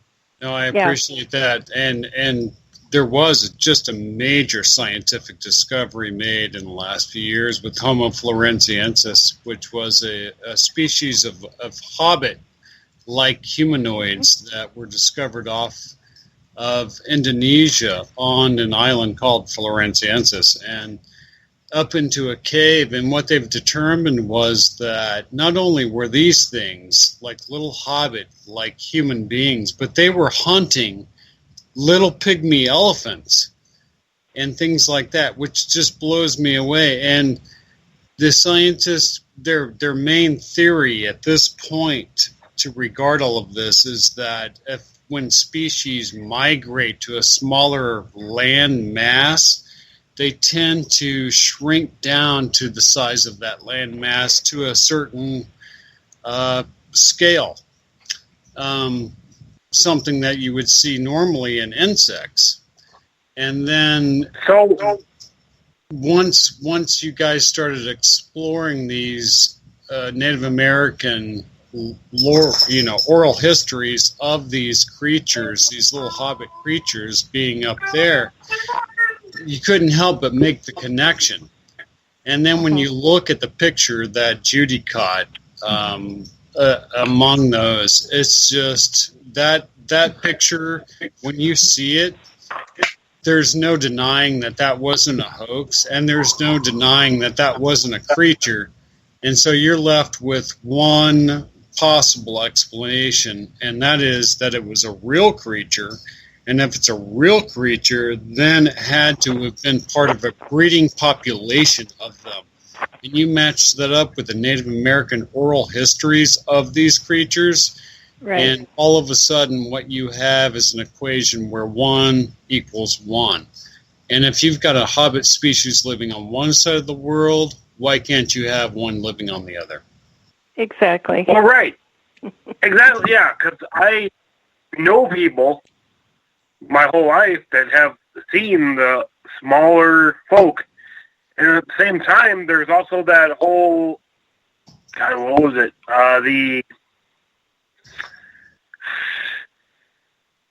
There was that event where they came out of like a cave and the children couldn't go back. Like, it was like, yeah, Britain. Yep.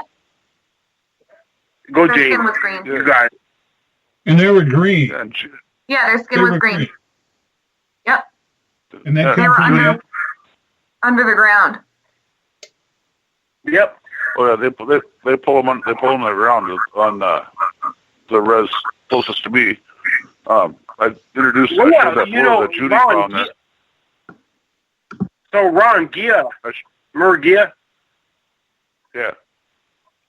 Gia and his sister, they saw them all the time, like every day. They're weird, but they still saw them. Well, Judy's photo that I showed to one of my friends that worked there, that's where that flute player story came from. Was Judy's that photo. That doesn't just happen here. That happens over in Ireland, Scotland, Wales. Yeah. They have stories so many.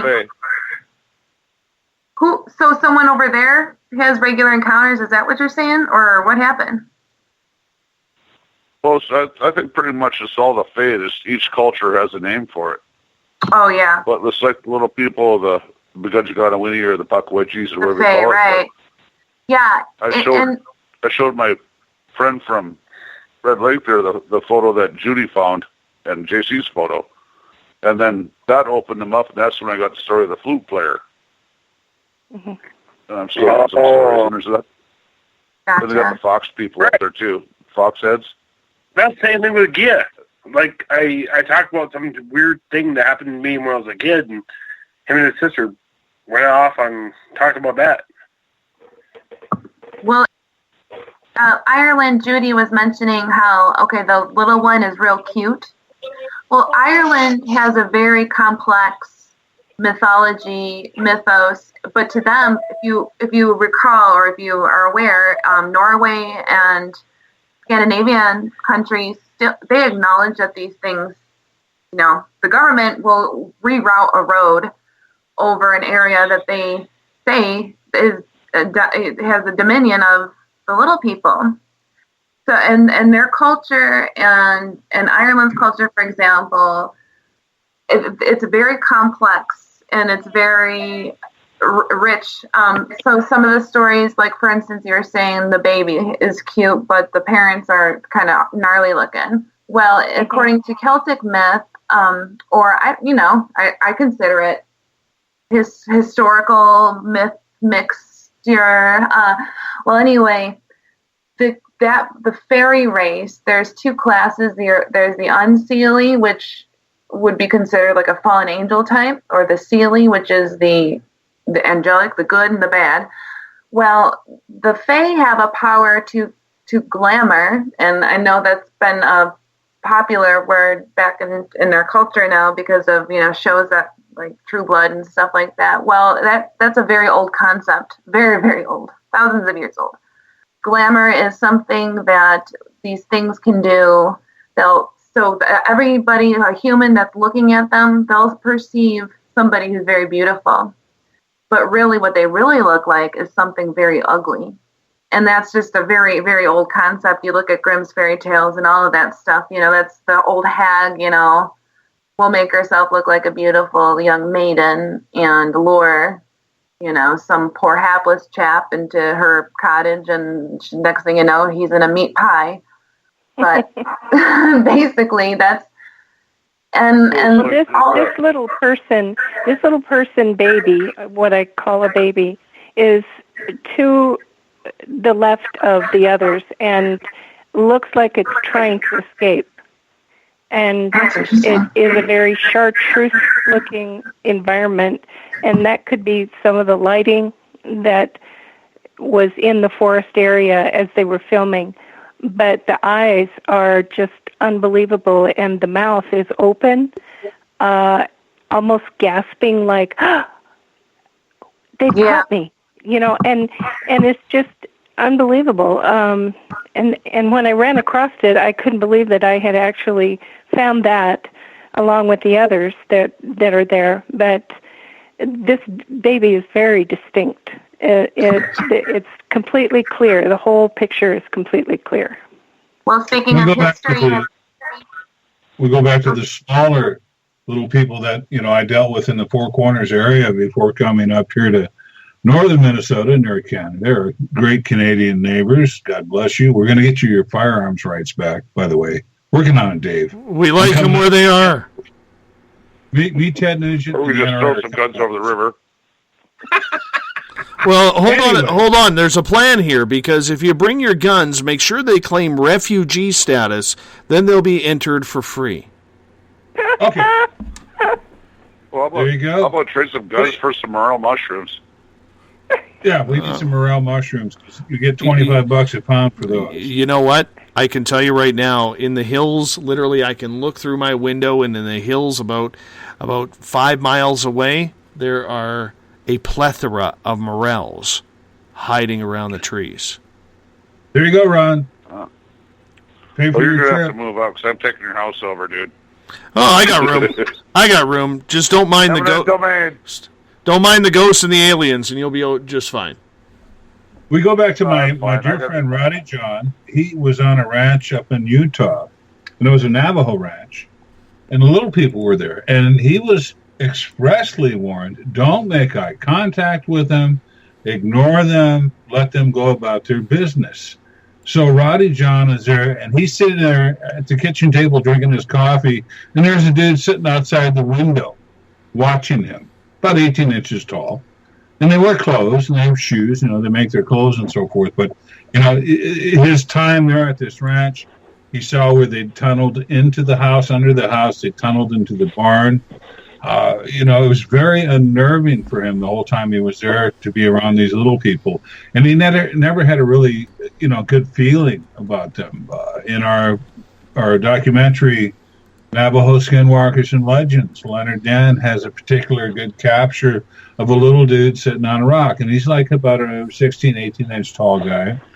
Another interview I did, a young lady, they got stuck up on a little road, and she was going down about 1.5 miles away. It was a convenience store to use the phone to get someone to come pull them out, and she came across what she described as a Navajo couple dressed in like 1950s. She said the gentleman had a black hat, blue jeans, leather vest, and cowboy boots, and the lady was dressed in the purple, Navajo purple velvet dress. She had concho belt and jewelry, but they were like 18 inches tall. And she was looking at them, and looked at them for some time, and they looked back at her. There was no words exchanged, but she said they kind of looked at her like, what are you doing here? That kind of thing. But, obviously there is some type of support system for these little people. Another situation is I was in the Walmart in Farmington one day, and this lady was talking in Navajo about Barbie, you know, and not that I'm very affluent, but I understood what she was looking for. She was looking for a Barbie tea set. So I went and I stepped in and I helped this lady get her Barbie tea set.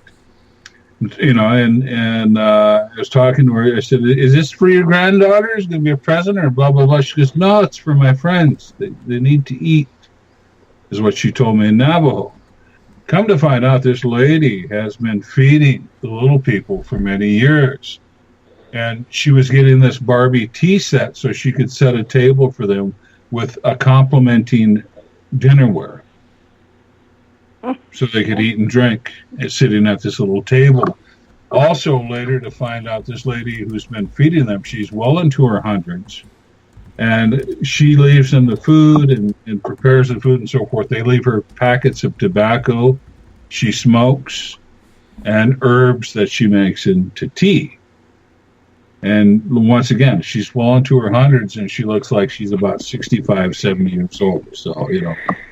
Doesn't she use like Barbie sets or doll sets for the kitchen, you know, the kitchenette? Yeah, no, she's got a whole Barbie thing going on for these little people. Fascinating. And it's interesting that these whole societies exist where we, you know, mainstream would just has no idea, or it's just dismissed as, oh, these people are savages. They couldn't possibly know, you know, the difference between a little person, you know, the kind that's on TLC channel and the one that's 18 inches and has mystical properties. You know, that can't possibly be. Yeah, and another situation too is it's a sheep slaughter video on YouTube, and 18, I think, all in all, 24 sheep went down from this incident, and it was an aerial incident. Something came in from the top and gored and sliced off the heads of these sheep. Pretty grotesque, but of interest is some of the nephews of that family and so forth stayed out that night while they still had the carcasses there, waiting for whatever came in to come back. And it wasn't what they expected, and this isn't what the perpetrators were, but they saw about 20 or 30 little people coming up on the corral, and they were in period clothing. They were wearing buckskin and loincloth and moccasins, and they had bows and spears, and they were 16, 18 inches tall. Just at the first light, and they gave chase to them. And they took off, you know, they spread out in all directions and just essentially, you know, disappeared. They said one of them went down into a gopher hole and another one went this way and that way. But, you know, that wasn't what they expected. You know, these guys were coming for the barbecue or whatever, you know, the feast, what had done the carnage was long gone. But once again, they were in period peace clothing. Which is amazing, and well, I would add that Leonard Dan's photo, which isn't something that a lot of people have seen, has been examined by a few really, really good photographic experts, and the only thing that they can do is turn to you and drop their jaw, because it's right. And this guy, if you knew Leonard, you would know that there's no way in hell he could ever come up with the computer sophistication or equipment to be able to fake a photograph like that. And then when you begin to examine a lot of the oral histories that JC and I have in the Southwest, and they tell you that these things will exchange salt for gold, and they do, it becomes an explanation for a lot of the old lost mines that nobody could ever find. Because, and once again, the lost Dutchman mine, you know, the old Dutchman, or Deutschman, as you will, he married a lot of Pima women and was with the Pima tribe a good part of the time. And they tell us he never had a mine. He would go take the salt out to where they told him to take it, and they would trade him gold for the salt. Right. That's where he got his gold. It's interesting. There's a lot of old occult and witchcraft and just mystical in general associations with salt.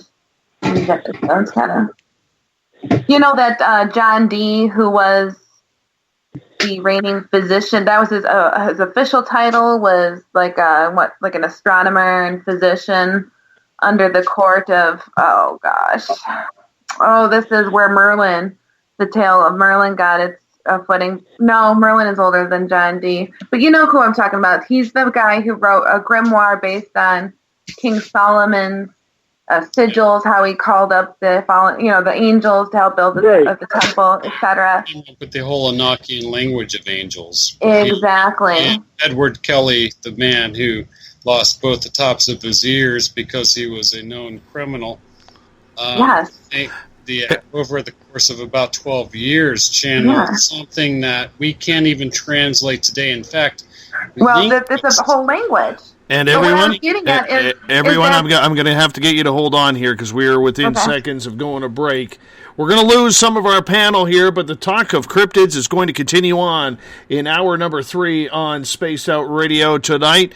Want to thank everyone for tuning on in. Packed house in the chat rooms. You guys have been awesome. It's just a great night with J.C. Johnson and his Crypto Four Corners team. And we're going to continue it for another 60 minutes. 2 hours down. Wow, that kind of went fast. Remember, we want to say thank you to everyone tuning in on the chat rooms at Twitter at #SpacedOutRadio. Even you, Mr. Skeptic. Thank you so much for doing that.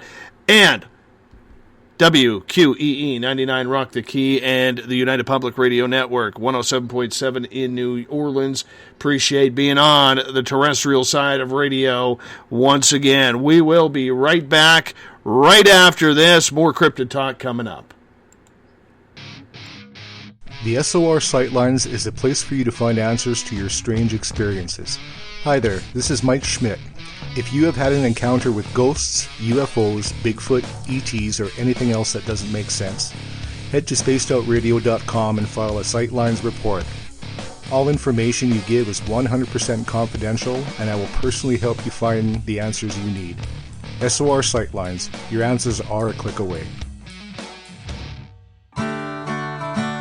Have you got your Cosmic Passport?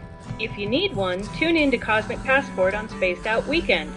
This is Elizabeth Anglin, ET experiencer, spirit medium, and host of Cosmic Passport. Each weekend I'll be bringing you interviews and support from other paranormal experiencers, and the best in intuitive spiritual guidance from across the globe. It's all happening starting at 9 p.m. Pacific Time, midnight Eastern, on spacedoutradio.com. Hi there, I'm Butch Witkowski, lead investigator with U4Cop. On the final Monday of every month, you can listen to me and host Dave Scott on Spaced Out Radio's Strange Days. We're going to get to the heart of the matter when it comes to what's happening out there. People are seeing and experiencing things from ET contact to Bigfoot, and I want to hear about it. Your experiences are what we investigators need to help solve these unknown mysteries. So tune in at spacedoutradio.com to the final Monday of every month from Butch Witkowski's Strange Days. Visit purpleplates.com today. For over 40 years, the Purple Energy Plates have been delivering amazing results for their many customers. Inspired by the great genius Nikola Tesla, the harmony, healing, and energetic effects of the plates have proven over and over to be beneficial and often miraculous to thousands of customers. With their money-back guarantee and the many benefits, how can you afford not to get one? Check their site for daily specials and choose from their many energy products. You won't be sorry. Visit them today at purpleplates.com for mind, body, and spirit. And expect a miracle. This is your medium, Joanna, from Spaced Out Weekend, 2 mediums and a large. I would love it if you would come and join us with host James Tyson every other Sunday on Spaced Out Weekend. Together, we will take your calls and your questions live. Our goal is to provide you with a positive outlook on deep questions that you may have. Questions regarding love, relationships, money, or whatever else is on your mind. Come and check us out at spacedoutradio.com. This is Eric Markham, news editor for the Spaced Out Radio's The Encounter Online. We have put together a great team of writers and journalists from all over the world to bring you top-quality paranormal stories. From alien encounters to the latest conspiracies, you won't find any of that fake news here. True stories and top-notch reporting as we look to bring these experiences to the mainstream. The Encounter Online, only at spacedoutradio.com. Patrolling the Pacific Northwest, we are always on the lookout for the strange and unassuming stories that real people are experiencing. Hi, I'm Vincent Zunza from Pacific North Weird. Me and Alexandra Sullivan have teamed to bring to you those odd stories that never seem to make it into the mainstream. Stories so weird that will leave you scratching your head wondering, is this real? It's as real as it gets with Pacific North Weird. You can watch our videos right here at spacedoutradio.com. Become more intimate and interactive with Spaced Out Radio. Join our Space Travelers Club with your new membership. For $5 a month, we'll provide you with special access to the website, monthly prize draws from books to psychic readings, along with monthly newsletter, private interviews, and more. Sign up today to be part of Spaced Out Radio's experience. Looking for a place to advertise at a very reasonable cost? Look no further than Spaced Out Radio. SpacedOutRadio.com has an advertising tab that you can click to check out our daily, weekly, and monthly packages to play on the radio, or our website including social media. From commercial spots to banners, we have it all. Check out our competitive pricing today. Don't have time to listen to Spaced Out Radio Live? Wherever you are, the car, the office, the shower, or even if you're traveling, we're right here for you. Each Spaced Out Radio show can be found on iTunes, TuneIn, and on our YouTube channel, Spaced Out Radio Show. It's the perfect way for you to catch up on our shows. For more information, just head over to our website, spacedoutradio.com, and tune in to us today.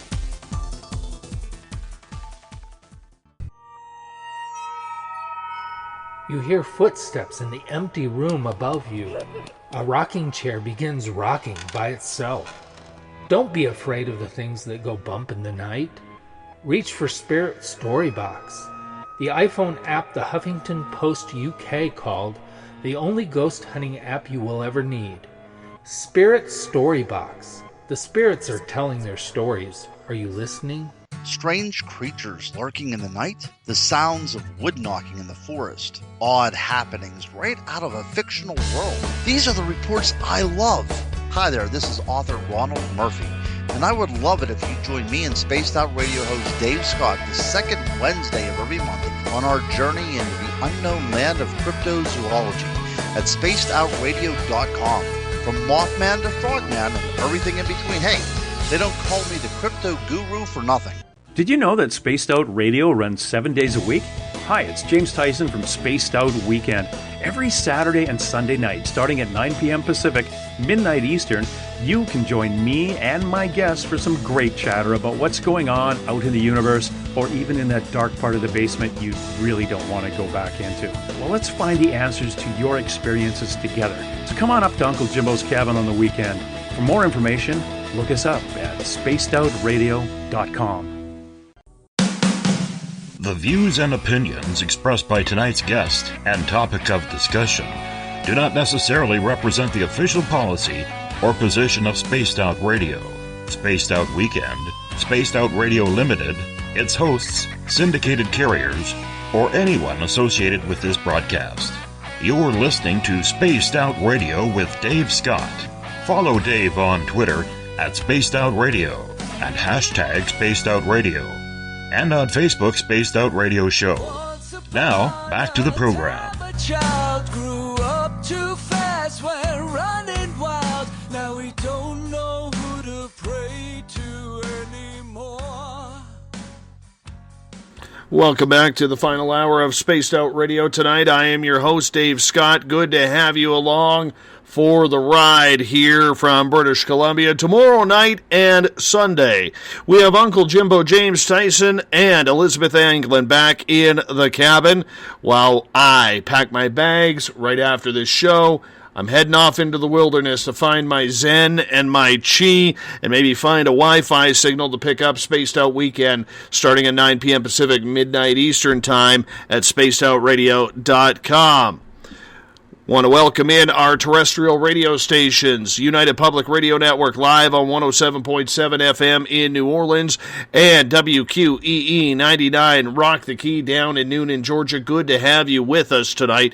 We're also live in Las Vegas on Renegade Talk Radio, and if you're listening in on Revolution Radio, remember the Double R Machine is a donation station financed by you, the valued listener. Head on over to freedomslips.com and donate today. Bill Cardwell has set the password for tonight in the SOR Space Travelers Club. Pneumato-philosophy. Pneumato-philosophy is your password. He said he was going to be rough with me this Friday night on the password, but he made it kind of easy. Pneumato-philosophy is your password. Use it wisely, Space Travelers. If you want to follow us on social media, you can do so on Twitter at Spaced Out Radio. Also use the hashtag Spaced Out Radio if you want to connect with us on Twitter as well. You can give our Facebook page a like, Spaced Out Radio Show. Tune us in on TuneIn. Download our shows on iTunes, TalkStream Live, RadioGuide.fm, and on Stitcher. Our website is spacedoutradio.com, where we have a plethora of features for you, including joining the SOR Space Travelers Club for $5 a month. I also highly suggest you head on over to patreon.com. That's patreon.com. And for as low as $1 a month, you can become a patron of Spaced Out Radio. We got some really cool swag to give away, so lock yourself up on that. JC Johnson and his crew from Crypto Four Corners are here for the night. We've done 2 hours talking. I seen a little goblin jumping off a bridge and running down the water. Then when we got on their side, he wasn't there. That was up on number 1, the Blackfoot River access. And the whole time, somebody had called me, one of my friends, native friends had called me and said, there's a little guy sitting up there on the bridge. He's just looking around, taunting traffic. So I got up there, and I was on my bike, so my eyes were kind of watery, but I got closer, and I could see the figure there. He was about 4 foot tall. The closer I got to the bridge, he kind of got more alert and seen me coming. So I stopped, got up, started walking, tried to get my camera out, and as soon as I seen the camera, he was over the edge and then underneath. So I jumped back on the bike and booked it over to get closer, and it was gone. I seen like one footprint and nothing. And yeah, that's pretty weird. That's a really good one. Bryce, how about you? Me what? The weirdest, strangest occurrence you've had in the paranormal umbrella field. Weirdest? Well, that might include Ron. That works. That works. No, I don't know. I mean, there's a lot of weird shit. I live in a haunted farmhouse. You do. I mean, because there's it's tough. Because there's time I got pushed out. I got my own paranormal activity pushed out, and there was time at your house when there was a pounding downstairs. So, I don't know. We'll turn it over to Ron. Well, we haven't really had a really weird anything super weird yet, because everything just stacks up, gets weirder and weirder as it goes on. Right, I mean, there's that. I've known Bryce. Yeah, I've forever. Known Bryce since forever since elementary or junior high. Right. I think you were you were 8th grade and I was 10th grade. It's a tough question. Weirdo, so we kind of got it is. It's a trick question. And it's like, when did this happen? I don't know. Just a few months ago, I got you within probably 40 feet of a large male Sasquatch. You did, and it smelled awesome, like super weed.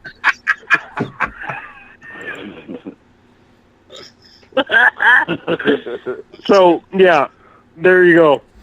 I mean, we had to be in Colorado. That one time that race was chasing you around.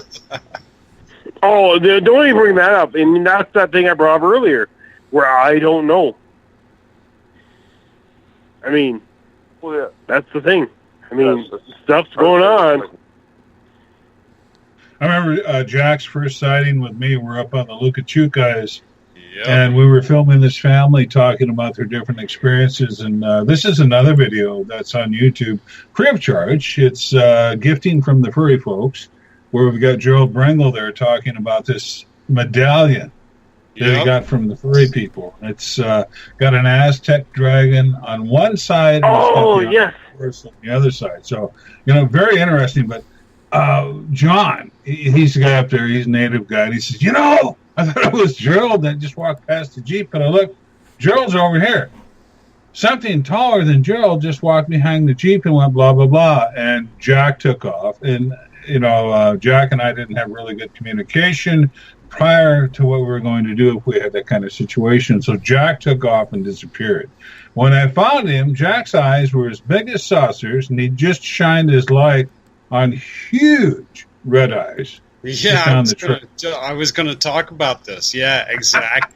Yeah. No, this thing, right where he told me, I shined it down this little rock embankment that came up to the campsite we were at, and I see what looks like a bicycle reflector. I can't explain it any other way. It's that red, just shining back at me, and I'm like, yeah, that's really weird to be out here, because when you go out there, there's nothing for hundreds of miles, not even people. I mean, you're talking about a mountain range that's owned by a Navajo family on a lease, where nobody is ever going to even have a Jeep we barely could make it ourselves. And we get up there, and he tells us all this, and then I go back around to this little, embankment basically, and I'm shining down on this rock path, and I see this bicycle reflector,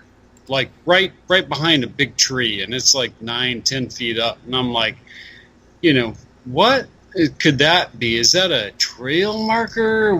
Is that a Navajo on a bicycle? I'm going through all of this in my brain, and all of a sudden, the second bicycle reflector comes out about 10 inches from the other, from behind the tree, and it looks at me, and then it blinks.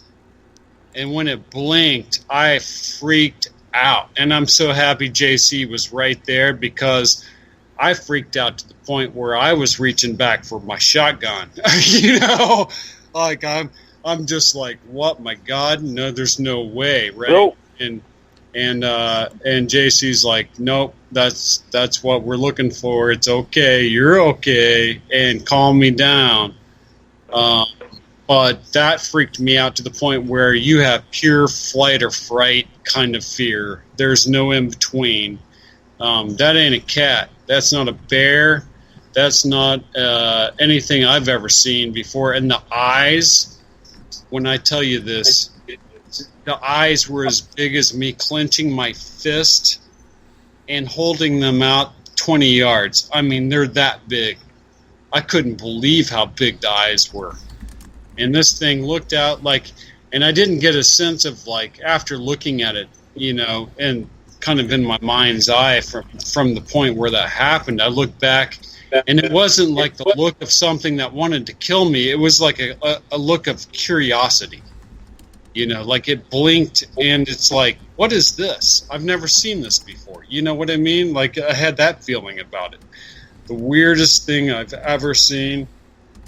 And then we found in a field less than maybe 200 yards from there, 16-inch prints that couldn't have been left by anything other than Shaquille O'Neal walking around barefoot style.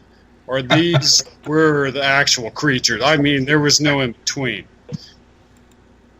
No, that's an interesting thing is we had a track find with damn near a half mile of Sasquatch prints. And this guy he had a 5-foot stride, and he went from a 5-foot stride to a 7-foot stride, and then the track line suddenly disappears.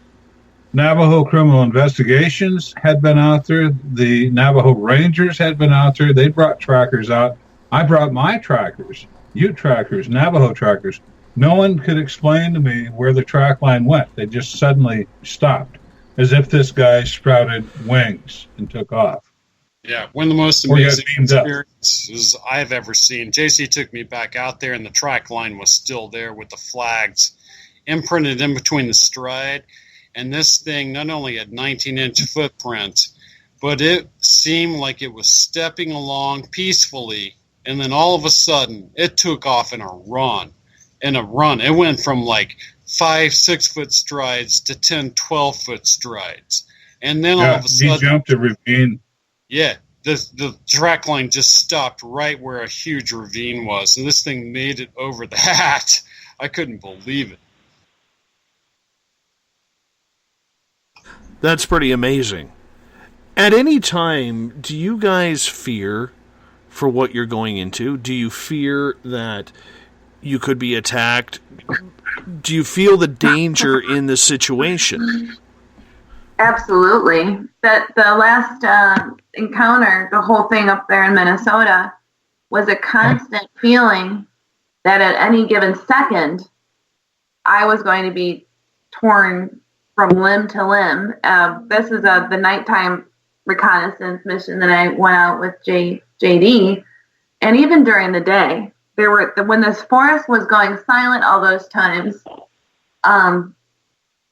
it sparks a primordial fear where you just know that something is out there hunting you. And let me tell you, JC's son is a man who has been in combat. He's a well-seasoned warrior. He does not get scared. He's the one who's reining me in. He's the one saying, Jane, do not panic, because panic kills, and you're not allowed to get to that level unless there's something actually coming in through the windshield. You need to just gather your nerves. But I'm telling you, man, that whole nighttime thing, it's unreal. It's like a freaking horror movie in real life. It's, I'm looking out the window. I see a silhouette of a top of a head of a dog that's up in there with the trees, and I'm thinking, this is, I don't know how a person can just not become totally unhinged after seeing this.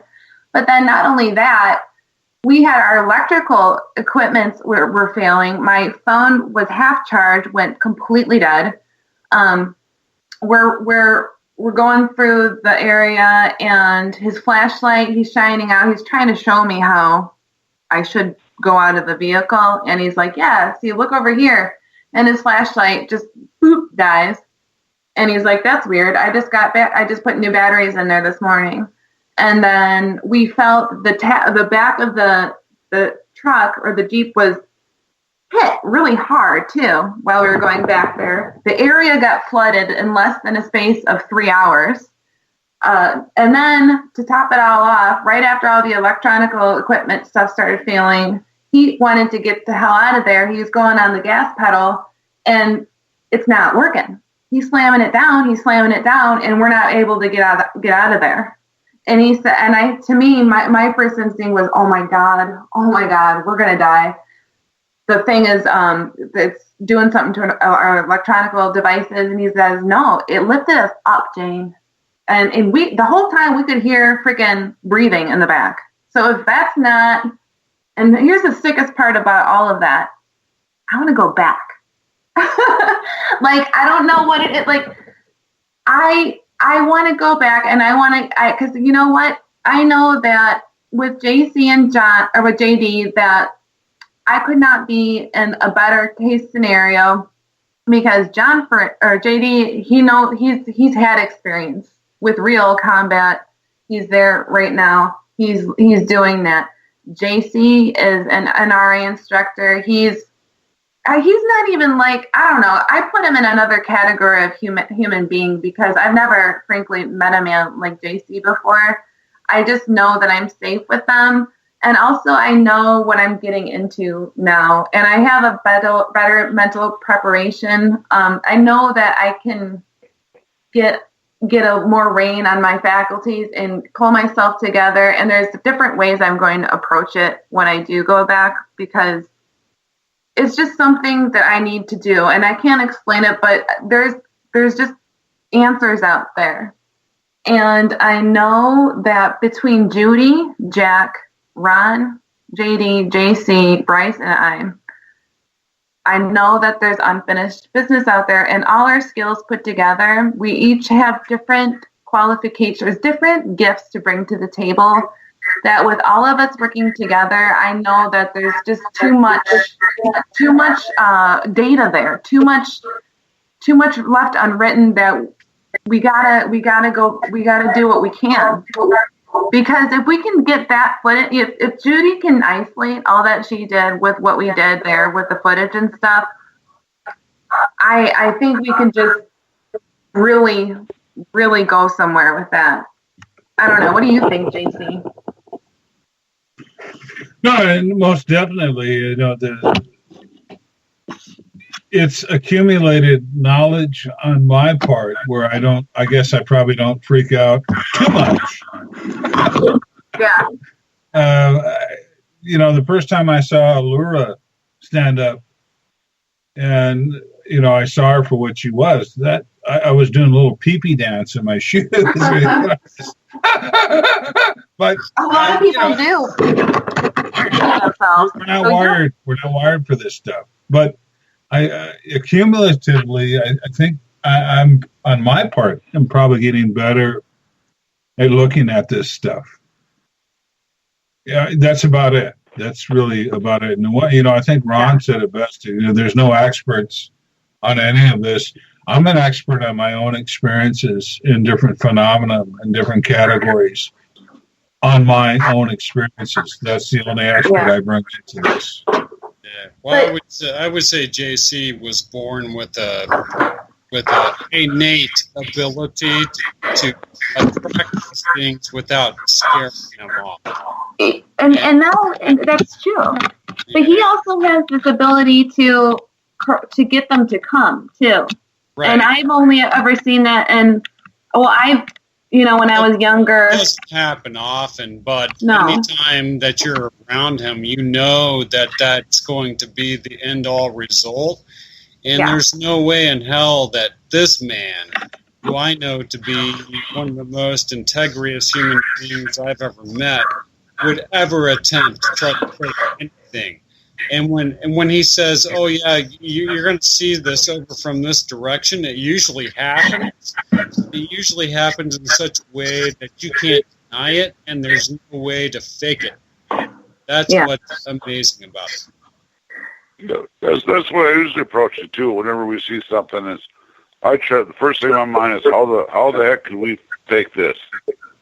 Yeah, and I can't. And a lot of times, I don't see any possible way of how I could have hoaxed it.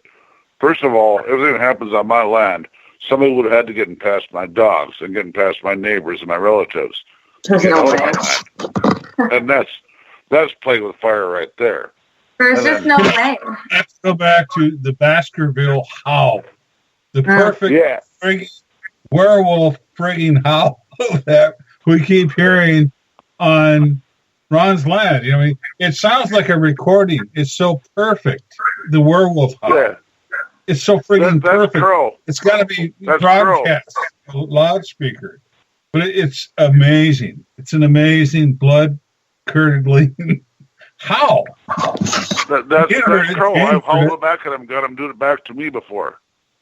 Yeah. It's just another space in existence that's unlike anywhere else that I've been. When I was younger, I used to do things because, whatever, empath, whatever you call it, you were asking people what their strangest experiences were. Well, I'll share one that I have never shared publicly before. And that's when I was dating at the time.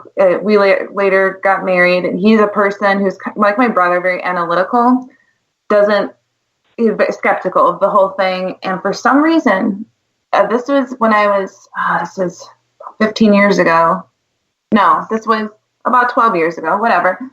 We were living in an apartment, and for whatever reason, he was taking a shower. I just got it in me. I was like, I want to show him that this is for real, that the spiritual side, like the spirits, they're real. And I just did whatever I always used to do to attract these things. And I got into that mode that I get into. It's hard to explain. It's like a meditative thing. I don't know. It's hard to explain. But anyway, he's taking a shower, doing my thing. And I was like, we're going to go take a ride because I want to prove to you this exists. And he's just looking at me like I'm freaking insane and kind of laughing and, you know, dismissing me like, okay, whatever. We'll indulge you.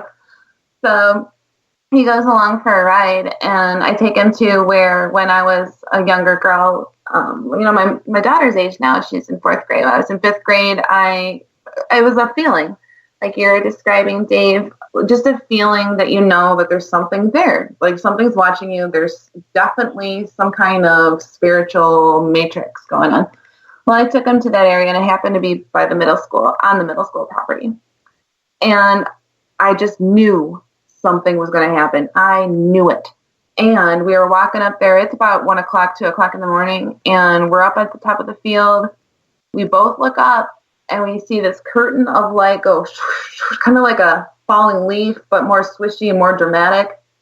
Whoosh, whoosh, whoosh. And this bright, white, gauzy light come from the sky about, I don't know, like 10, 15 up, not too high, come down, come by us, come around us.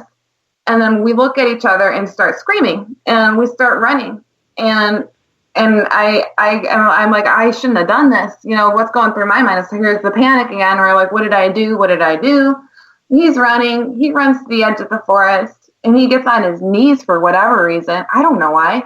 And here I'm thinking in my brain, you know, I was raised Christian, and I'm like, what am I doing? I shouldn't have done this. And I'm thinking, I hope he doesn't come back possessed, you know. And he comes back, and I'm like, hey, are you okay? Are you still you? And he's like, yeah. And I'm like, you saw that? He's like, yeah. He's like, let's get the hell out of here now. And I'm like, okay. So, you know, I don't know. I never really had the chance to really be too much of a skeptic, I guess. You know, other people never have experiences. I'm like the opposite, I guess. Is there any creature that any one of you will not deal with? A demon? That's a good question. Spiritual beings beside. The sightings where it seems to be a dog man that's not a were animal are the ones that frighten me the most, because these things, you know, for a lot of these creatures, we can come up with a biological scenario by which they can exist. It's not often that you come up with a biological scenario by which a full-grown dog man can exist that is existing outside of the paranormal world. And when you see evidence for that, the tracks that we have, and the DNA being left, and the eyewitnesses who are completely authentic in what they're telling us, then you begin to really question our reality construct, and there's nothing more frightening than that. There's nothing more frightening than the idea that your society has embraced a science which cannot explain something that is so physical and real that these people change their lives after having had the encounter. And by change their lives, I mean they want no recognition, they want no payoff, and yet they make major life changes because of what they're telling us. That's when you know you've got something real. And when we come across eyewitness after eyewitness after eyewitness, and every one of them is a credible human being whose testimony in court could convict someone, then you know you've got something that you really have to take a look at. And there's nothing more frightening than that. And I stay away from the spiritual aspects. I don't mess around with that anymore. Typically, when I get involved, it's flesh and blood. So if you're doing heinous things and you take on flesh and blood, then I'm probably going to come looking for you. But I don't mess with the spiritual aspects. I don't do the ghosty ghost stuff, because 99.9999999% of the time when you play out in that realm, you're summoning or having activity with demonics. So your ghost hunter is out there going ghosty, ghost, ghosty, ghost, ghost. You're having encounters with demons and they're just jerking your chain. Stop it.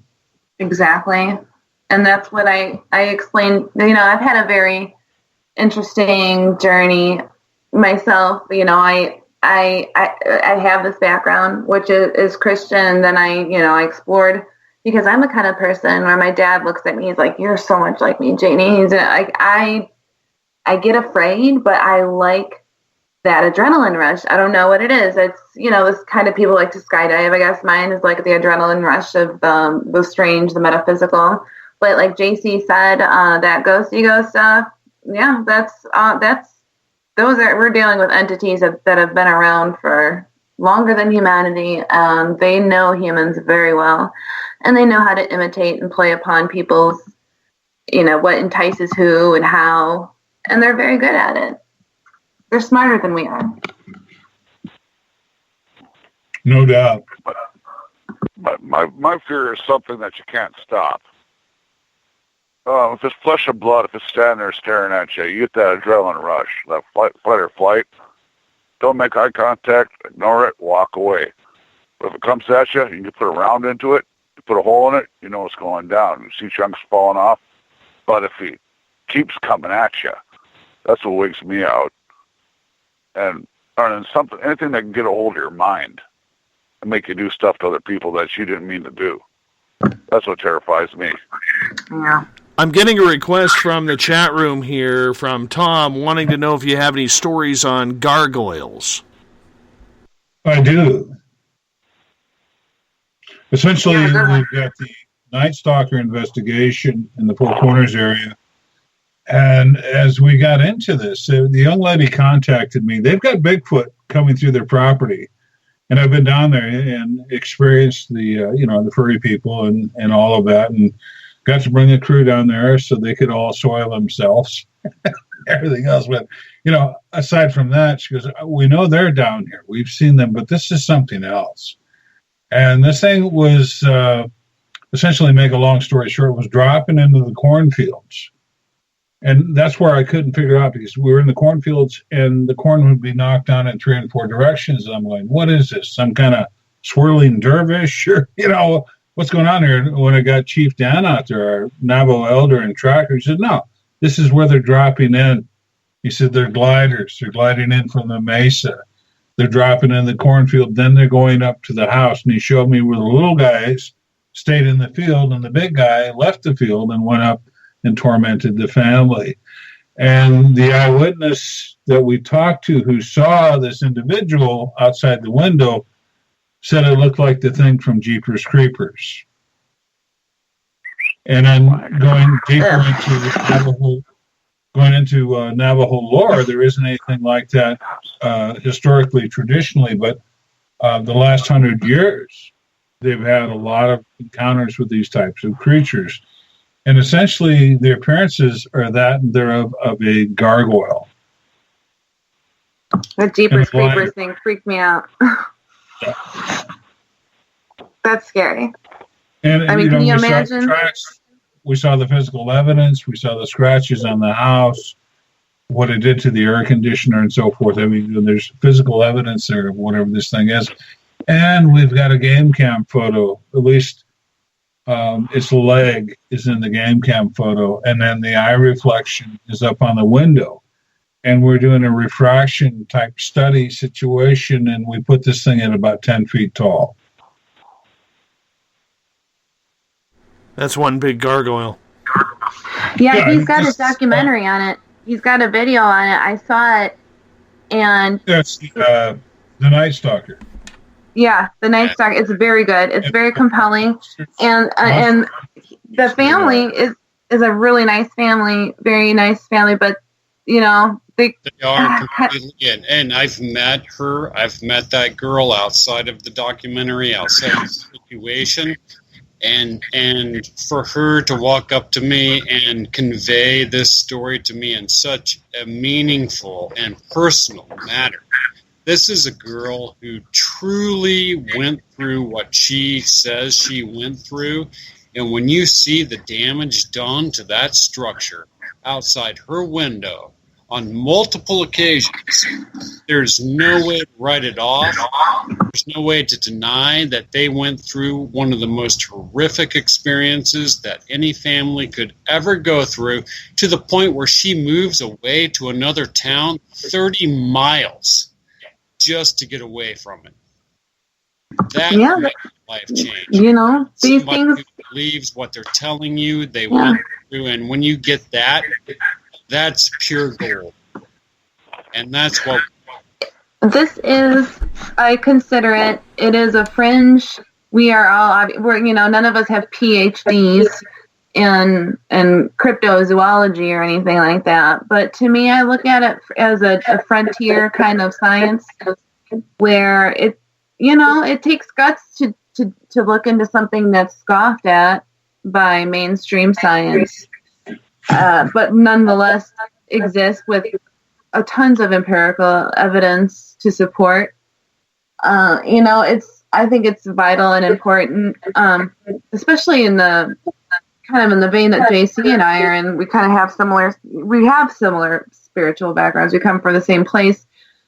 So when we're looking at these things and we're putting it all together, it makes for a very compelling narrative of where the world is right now, what ancient history went through back then, how the similarities, nothing new is under the sun. What these people were writing about thousands of years ago, the Vimanas of the Hindus, the Native Americans with their accounts of the giants and red-haired giants and the cannibals all over the world, you get to piece it together and see, what was back then is still here, but now it seems to be increasing, and so you have to kind of ask yourself why that is, and that's kind of where I'm at. I see it as a very legitimate, obviously, as everyone on this panel does, but it really it's necessary. JC, do you have any idea or notion that maybe gargoyles are related to griffins of any kind? And I really don't know from, antiquity. We've got all these different sculptures and carvings, and essentially, I think in the not too distant past, they were having a lot more encounters with these things in the physical realm. And so they're making note of them in sculptures and everything else. You've got the cathedrals in Europe and so forth. They've all got gargoyles and things like that etched on the outside. This was something more commonplace not too long ago. I think the advent of modern firearms has put a lot of these things more into hiding phase, because, they're more likely to get shot than to be accepted in our modern society. Think about it. And once again, it's the advent of modern firearms that has got a lot of these things in hiding. We go back to the dogmen, your actual true dogmen. We've got Marco Polo writing about them. We've got other early explorers writing about these dog-headed people who had a culture. They were silk weavers. They lived in India, in the Isles off of India and so forth. And there was well over 200,000 of them at one time in, community type situation. Whereas the kings of the time would draft some of these dogmen to be mercenaries. Can you imagine something with canine fangs and claws and hands, and something that could run on four and run on two and wield the sword and bite your head off? You can imagine that's something a king would want in his army at the time. They sent them swords and bucklers and shields to keep them complacent. God forbid they ever come attack our kingdom, because there's nothing we could do against the ferocity of these incredible creatures. But once again, going back, I'm going to say the advent of modern firearms scatters these things, puts them in hiding, because they don't have the physical ability, just for what they are, to overtake us and destroy us the way they used to in the past. Do you believe that this is all part of the fairy realm, or do you believe this has something to do with something a little bit more sinister? Well, we have to go back, and this is where I'm led, Jane's led, and, a lot of the researcher friends I have who have been involved in this is boots on the ground.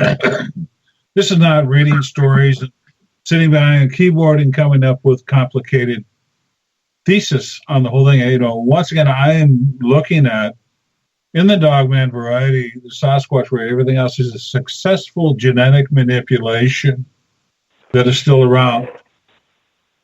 And these were successful genetic manipulations from eons ago, biblical genetic manipulations that are still here. Some of them that were successful. Some of them weren't so successful, but I remember very well some springs in the Four Corners area, I had more reports of centaurs than I had of Sasquatch. I had more reports of goatmen than I did of Sasquatch, the satyrs and so forth. I mean, yes. How there's genetic manipulations out there that are still successful breeding populations. Yes, and that's what I get back to in my research too, is that it's all, all this, everything that we're talking about, there's precedence for it, and it is actually biblical. There's actually in the book of Isaiah or Job where he does talk about a satyr, but it's, and the satyr in Greek is something else, but in Hebrew it means a wild, hairy man. And it says, the text surrounding it, that it lives separate, and the word itself, it means separate and apart from society. So I think that there, and there's multiple reasons why. Well, even Sasquatch is biblical, and when you look at the story of Esau, simply let's look at the story of Esau, which is a prominent story in the Bible. Not only does he come out clutching the heel of Jacob, but he's covered in long red hair, and he becomes a wild man of the woods, and he can catch prey on bare foot. And his dad pets him, and he says, thank you for bringing me this prey. Well, Esau goes on to found a society of woodsmen in the wild woods, and Jacob becomes the very first tent-dwelling nation. And so what I believe what you're seeing is a parable of the splitting of this branches of humanity, which is exactly what the genome studies of the DNA of these creatures tells us, that the mitochondrial was mother, and the father is an unknown, walking hominid that we've not documented in science yet. And what you have in this story is a perfect example of that. They had the same mother. They split in the book of Enoch, it describes how 200 angels that fell with Lucifer descended on Mount Hermon. Right. And it goes into explicit detail about how they messed with the genetics of fowl of the air, the fish of the sea, basically every creature under the sun that God had made, and did their own version of it. And then you go back into the book of Genesis, and it talks about how the fallen angels looked upon the daughters of men and found them very beautiful, and they created the race known as Nephilim. And that is why God flooded the earth and kept Noah and his family, because basically he was the only one left with the pure God-made genetic line. We have to go back to the book of Enoch when we're talking about Noah, because we've got Lamech, who is son of Methuselah, who is grandson of Enoch. Yeah. And they have a baby that's born, and when the baby opens his eyes, the room lights up. And you've got Lamech thinking, okay, there's some angelic love going on here. So Lamech goes and finds Methuselah. Methuselah knows where to go find Enoch. And he goes to him. He says, my son's concerned about this baby that's born. And he's got white hair, he's pale, and when he opens his eyes, the room lights up. Yeah, and Enoch goes up. At birth, fully speak at birth, this baby. Yeah. So Enoch goes up and petitions the Lord, and he comes back, And he tells Methuselah to tell Lamech to raise him as his own. Doesn't say he is his own. Now, this baby in the Book of Enoch has a very special job to do. This baby's name is Noah. Yep. And so there's a fresh DNA infusion because everything's been corrupted. They've corrupted everything, so we've got this special baby being born with a special DNA. His name is Noah. That's right. And that's our last DNA infusion. Right, and this is after Enoch in the Book of Enoch explains how he was taken up in a craft and circled around the earth, and he got to see the depths of the heaven, and they taught him all of these different secrets and whatnot. And he comes back down, and all of a sudden his grandbaby not only has light shining from his eyes, but can speak at birth. And they tell him, this baby will be a gift unto you. It will be a survivor for what is coming. And that is just an amazing tale because they didn't include it in the Bible. But that's what the Bible, Jesus Christ referenced the Book of Enoch over and over again. And so did the apostles. And the whole Bible itself is one fulfilling prophecy after another, over spans of thousands of years. And it really is a supernatural book. And it's interesting because they found. I think that what we see now in what's called aliens, abductions too. I think that these things have been visiting the earth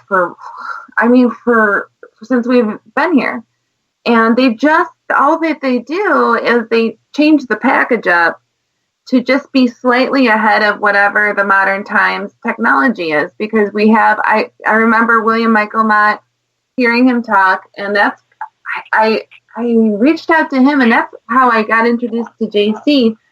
Is he was talking about a book he wrote that I read. I got to read part of online. I have to still finish it, but the crux of it is that there's so much we don't really know for sure that they're even coming from outer space. We have no definitive, all we have are to prove that is what they're telling us. But when we take the accounts from thousands of years or hundreds of years ago, we get accounts of wooden ships in the sky and kings going to war with these things that come out of the wooden ships in the sky that are abducting the females. So it's just, this is and we got the Vimanas. To me, this is all angel tech. And then you've got what JC called the genetic manipulations. What we're dealing with is, and doesn't it describe what these things are capable of? The mind penetration, how it can jump, 15 feet in the air from standing, the disappear. It's just there's so many anomalies out there. There is, and all of that could very well be. But I can tell you, the one fact we definitely know about the Book of Enoch is this: that most of the biblical scholars all agree that Jesus trained at Qumran. And when they found the text at Qumran, the only text that they found more than one copy of was the Book of Enoch. And how many copies did they find? Not one. They found 9. Yeah. How important. And books back then, that was like the ultimate wealth for them to have 9 copies of it. And they were all word for word the same. Yep. They were found, one was found in Ethiopia, Sir Richard Lawrence actually found an axiom in Ethiopia, but that was brought from the Middle East. Yeah. Which maybe they had 10 copies. We don't know, but the fact that they had so many shows the importance that it had to them at that time. And I got to see them when they came to the Field Museum. It was right after I saw Akhenaten come through the Art Institute. I got to see that, and then right after that came my mom and I went to see the friggin' Dead Sea Scrolls, man. Come to Chicago. That was a life-changing experience. That was awesome. Did you just say Spice Girls? Because this is a Spice Girl free zone. If you want to be my lover. Exactly. Getting back, we only got about 7 minutes left with you guys right now, and one of the things I want to finish off here strong is with cryptids, creatures that don't exist. JC, I'm curious to get your opinion on this story. Jack and I are directly involved in that with Dr. Christopher Dyer from the University of New Mexico Gallup campus. He's the president. Yes. And, we've got a video on YouTube, Sasquatch DNA Gathering. And this is another, unfortunately, probably a dead end for me from, the samples that were gathered. These people trusted me, and unfortunately, some of the samples probably ended up with Dr. Todd Disotell, who's a frigging idiot. And that's as far as I'll go, but he better never see me in person. Anyway, and going back to Disotell, we had a Sasquatch subject that loved pancakes. And what we realized about her is she would not only eat the pancakes, but she would lick the plate until the plate was completely gone to get all the syrup. So we took and got some ground up glass shards that she didn't even know she was leaving blood on the plate. It didn't hurt her, And Disotell threw away 2 of those plates because he came back with human mitochondrials, the human mother. It didn't support his narrative. Yeah, it didn't support his narrative, and that's so unscientific. Anyway. Yeah, go on. Sorry. Jack and I were in this video, Sasquatch DNA Gathering. It's from Dr. Christopher Dyer from University of New Mexico Gallup, gathering these samples that I'd put together with folks in different parts of, Arizona and New Mexico, and essentially, the bottom line is Dr. Dyer discretionary funds spent $7,000 on the study. That's the big scandal. Big whoopee. I mean, good God. He spent $7,000 where they spent millions. You know what? Teaching kids how to put condoms on cucumbers, and my God, $7,000. Well, you know what? I have to bring this up because I actually wrote a blog about this at spacedoutradio.com, and I'm just waiting for it to load here. But I want to let me just find out where it is. Oh, here it is. I actually took some examples that I found on the internet, on Google, about some studies, and I want to read these off to you as soon as it loads. Okay. So Senator Munoz was complaining about the $7,000 that they spent. National Science Foundation spent $856,000 to film and record the results of mountain lions running on treadmills. We also have another National Science Foundation study. Yeah, another study from the National Science Foundation that they spent $331,000 to see if hangry spouses would stab a voodoo doll to get back at their partner. Wow. Because that's important. Legit. Yeah, it's very legitimate. I'll give voodoo doll exploded and caught on fire. Ohio State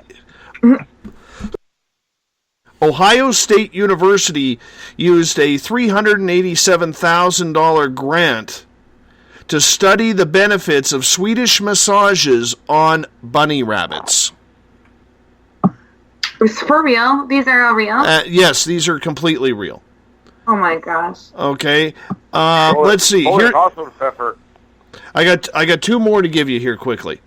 The National Institute of Health, whose members had the audacity to blame worldwide Ebola outbreaks on budget cuts, spent $800,000 plus to create a federally funded video game that helps parents teach their kids why eating vegetables is important. That's a little bit more understandable than... I can explain all of those expenditures in one statement. And my final one. None of them are going to rewrite human history. Exactly, and Jack. This is. And here's, that's what they don't want. Here's my final... And the reason why none of us have any funding is because the people who control the money understand what's at stake, and we keep reminding them of what's at... Absolutely. Oh, we just lost Jack. Weird. I think he got all excited there. The powers that be cut him off. Exactly. But He's absolutely right, though. I want to say Michael Cremo. I want to say the final one here. The University of Rochester found that monkeys love to gamble and play video games, and they funded a study, or they had a study funded by the National Science Foundation that contributed $171,000 to create a computerized game to woo monkeys' attention and explore their addictive chance-taking tendencies. Dear God. Well, why don't we just give them cigarettes and cocaine then? I think we have. You might as well. That's what Las Vegas is all about. Right? All right. But Jack was right there. Absolutely. Michael Cremo. That's all I got to say. Forbidden archaeology. I have about 2 minutes left with you guys, and I want to say thank you, JC, for bringing in this incredible panel coming up here. And it's been a lot of fun. It's been very rare that I actually get the opportunity to kind of sit back, relax, and just listen to some great stories. So I want to say thank you, JC, for providing that tonight. Incredible people. I'm very, very blessed to be surrounded by such people. And I'm not the boss of anybody, so they do as they will and as they do. You're my mentor, though. JC's the bomb. I'm very blessed. Well, I thank you all for coming on. JC, what do you have coming up later this spring and summer? Oh, we've got some interesting river trips, Ron and I. Most definitely. We've got some great river trips coming up. And the river is a wonderful highway for the furry people to come in and have contact with us. And they kind of like us. I'm not going to lie to you. I think they like us. I don't want to be let my guard down, but Ron, do you agree? They listen to us and they do what we say. They just like us. I think JC's hot. I think so too. That's why I really do. Why doesn't the government do a study on that? Oh, that river is that river trip is a whole story of itself. All right, guys. Thank you so much, Jane, You're Ron, welcome. JC, and the rest of the crew, Judy, Bryce. It was a lot of fun. Jack, that's the one. Out, bro. Yeah, why did Jack go and leave us like that? Jack, what's going on? The powers that be shut him down because he was telling the truth. He was. Absolutely. It does rewrite. It completely overturns their version. I got to get you guys to hold on a second here because I got to wrap this thing up. Hold on 1 second. All right. If you're listening in on the Space Out Radio side, you hear Mr. Ron Bumblefoot THAL rocking us in and out of every single show. Bumblefoot is the official music of Space Out Radio. We want to say goodnight to our terrestrial friends at WQEE 99 Rock the Key down in Newnan, Georgia, and on 107.7 FM in New Orleans on the United Public Radio Network. Good to have you all with us tonight. Much appreciated. Tomorrow night and Sunday, Uncle Jimbo, James Tyson, and Elizabeth Anglin are back. They are bringing in Spaced Out Weekend starting at 9 p.m. Pacific, midnight Eastern Time. Hey, do me a favor. Check out Patreon.com. That's where we got a really cool thing going on. Spaced Out Radio Patron for as low as $1. Come on, you can do that. Just like Paula did. Jeff did.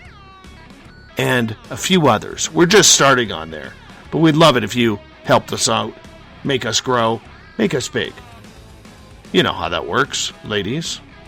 Anyhow, want to say thanks for a great week. Thanks for tuning on into Space Out Radio. I will be back Monday night with Butch Witkowski, Lon Strickler.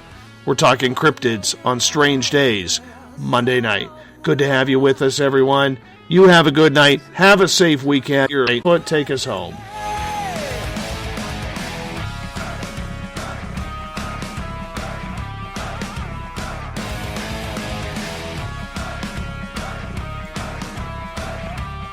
right, we're clear.